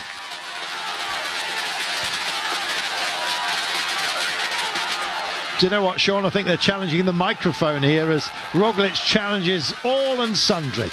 Yes, well, we can see here, just out of the saddle, then get into, the tuck position, out of the saddle once again as he gets to the top of the climb. And as you mentioned, Carlton, the climb is very important to get a real good ride up this one, and be very close or be leading, but then to be able to carry it over the top on the downhill, and then on that flat run to the finish, where we see so many riders seeing it slip away from them, and the seconds clocking up against them in the final number of kilometres to the finish line. 4.5 kilometres to go in the run for Egan Bernal. It's going to be over very, very quickly. At the moment, Alex Aramburu is going to be in the leader's jersey, unless one of those who are still out on course can manage to stop him. Sepp Kuss's intermediate time, by the way, has been re-established. There was some erroneous timekeeping out there, you'll be pleased to know, or maybe disappointed. We had some startling pace called on some of the climbs. Thankfully, that has now been amended. Tratnik very close, but not going to get to Aramburu. And I think that, Sean, possibly means that Aramburu's time may well stick, because Tratnik was one of the out-and-out favourites today. And if he has not unseated Aramburu, it could be our leader. Yes, well, that is a real interesting one, because Tratnik was, one of the big favourites for this time trial. He's a real powerhouse, and for Aramburu to still hold on, that will be a sign of relief for him. Now Roglic, I think, is the next one who he will be concerned about, and as I said earlier, for Aramburu, it's going to be all the way to the last man to finish this time trial. He's going to be really nervous in that hot seat. He certainly is. I've seen Roglic break hearts before, Sean. Brandon McNulty, not least, of course, who was looking for a contract, wasn't he, all those a couple of years ago, and Roglic just nicked it at the very end, and I think that Aaron Burrow is going to suffer the same fate. He is such a spectacular bike handler, but this margin has been lost before. The lights now just starting to flare as the camera retinas open up as the darkness starts to join us, and Egan Bernal is down, the only man out there, I believe, that can deny Aaron Burrow a famous win and a lead in this race. Let's not forget that would be something for Astana as well, Sean, and only Roglic, I think, can break his heart.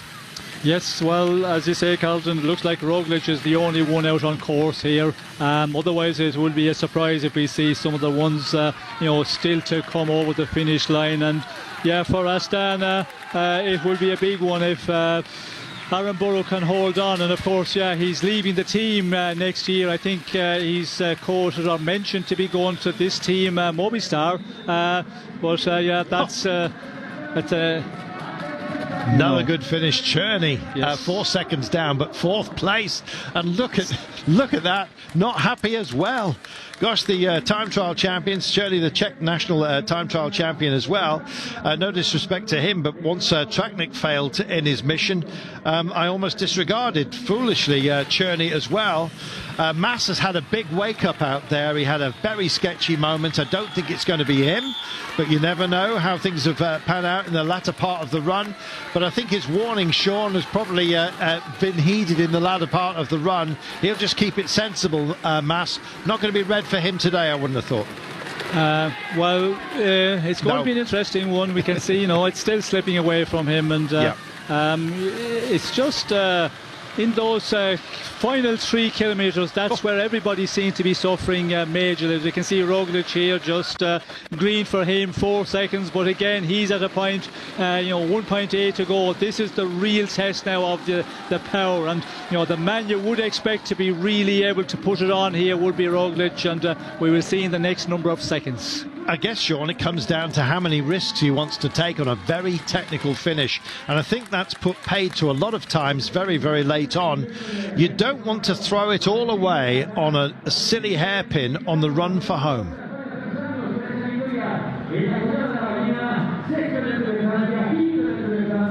Will Roglic want to take all the risks at the very last, Sean? That's the question. Well, I think we've seen him already. He looks like on the descent he was prepared to take the risk here, and in this final run to the line here, it is very technical, but again, if you have your corners registered right, you have got the power as well, and it's all about the power. We see this straight here. You can lose a second, 2 seconds here so quickly, and there's a number of them on the run to the line for Roglic, and it's all about how much risk you want to take, but also how much gas you have left in the tank when you get into this final 2K 2.5. This is Egan Bernal wanting to limit the damage. We've just already seen Mas come across the line. 15 seconds, 16 seconds. Every single one of these is going to count in comparison to Roglic, who's still to come. Remember that time. Bernal 1 second shy of that 9-minute marker. He's not going to be overly delighted by that, but what has this man got? Here we are, 500 metres to go. His target time is at 8:38. I think he's going to come in just underneath it, 5 seconds. Now then, it's the last. In fact, he's already been through the most difficult sector. We've seen that clock wrong, however. 13 seconds to the good. Roglic is going to be in red by the looks of things. Here we are, timing it down. It's very, very close. He's going to get there. Oh, Roglic has done it. He's in red. He is our leader. What a magnificent performance. He went all in. It just didn't matter. It seemed to him that every single corner was one to be owned, and right now he owns a red jersey. Aaron Burrow is disappointed, but still smiles. He waves to the camera. He's practically glued to that seat. They could have made it more comfortable for him, for goodness sake. He's been there most of the day, but in the end, Roglic, the heartbreaker, does it again. Roglic ahead of Aaron Burrow by a margin of 6 seconds. Sean, who's the daddy? Well, he was the one we talked a lot about during the day, and this time trial, of course, he has got it all. He can do that uphill section, the downhill. He's an excellent downhill on the flat run where we see a lot of riders struggling. That's where I think he had the power just to hold it or maybe gain it a little bit, and he wins it in that way. Absolutely magnificent. All hail Primož Roglič. Tomorrow you'd think it'll be a holding pattern, and then on stage 3, don't bet against him taking that. Picon Blanco awaits us. Here's your overall classification. Roglič is in red, Aaron Burrow nearest man to him, Tratnik, Scully, Cherney. There's your top 5, but a very familiar name at the top, especially at this race. Roglič is in charge.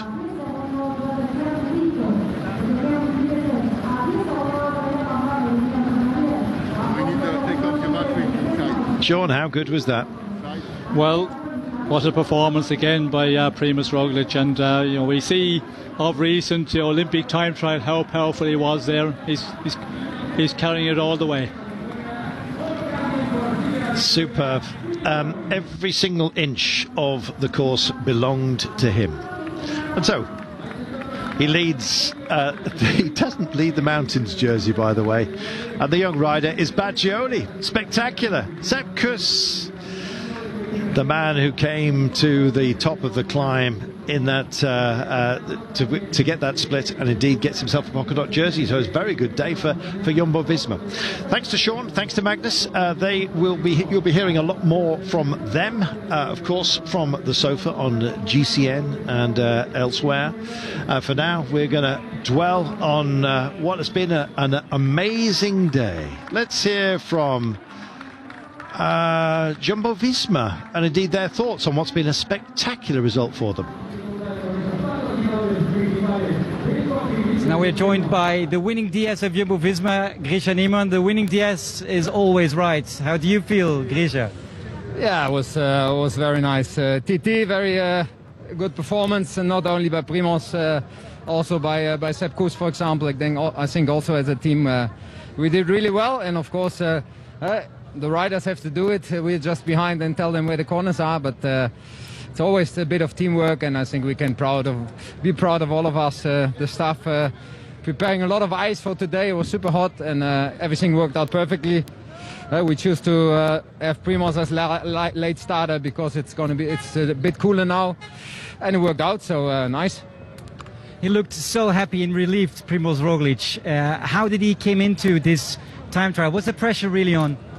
Yeah, the pressure's always on when you're Primož Roglič, but I think he won the Olympics. He proved the point, but of course he is coming here to fight for the victory. We know that he is the biggest favorite for today. We knew it before, and but then you still have to do it, and he did a great job. What about the next few days then, Grisha? Do you have to defend the jersey to whatever costs? No, we will see. We will take it day by day. I think tomorrow is a sprint stage with quite a chance of some wind. We will have to be very alert, and we will have to have a really, really strong team. But we will take it day by day, and we'll see how the situation evolves. And what a start with the possible third win in a row for Primož. It's only day one, of course, but what a start. Yeah, of course, it's a start. We won it, but we are 1 day into the Vuelta. We are 7 kilometers into the Vuelta. It's about 3,400 kilometers to come. So for sure, the Vuelta is far from over. It just started. It just started. Thanks. Little celebration tonight or not? Just a little. I think it will be really, really late. So by the time Primož at the hotel, the rest is probably already sleeping. But if we won't have dinner tonight, but of course we will celebrate a little bit. Have a good rest also. Thank you very much. Grisha Niemann. Have a little bit of a rest, and why not? We'll be speaking to Enric Mas in a few moments' time. Enric Mas here finishing in 15th place, 17 seconds down at the end. So Roglič takes it ahead of Aaron Burrow and Jan Tratnik today, but Primož Roglič really instilling himself in our hearts.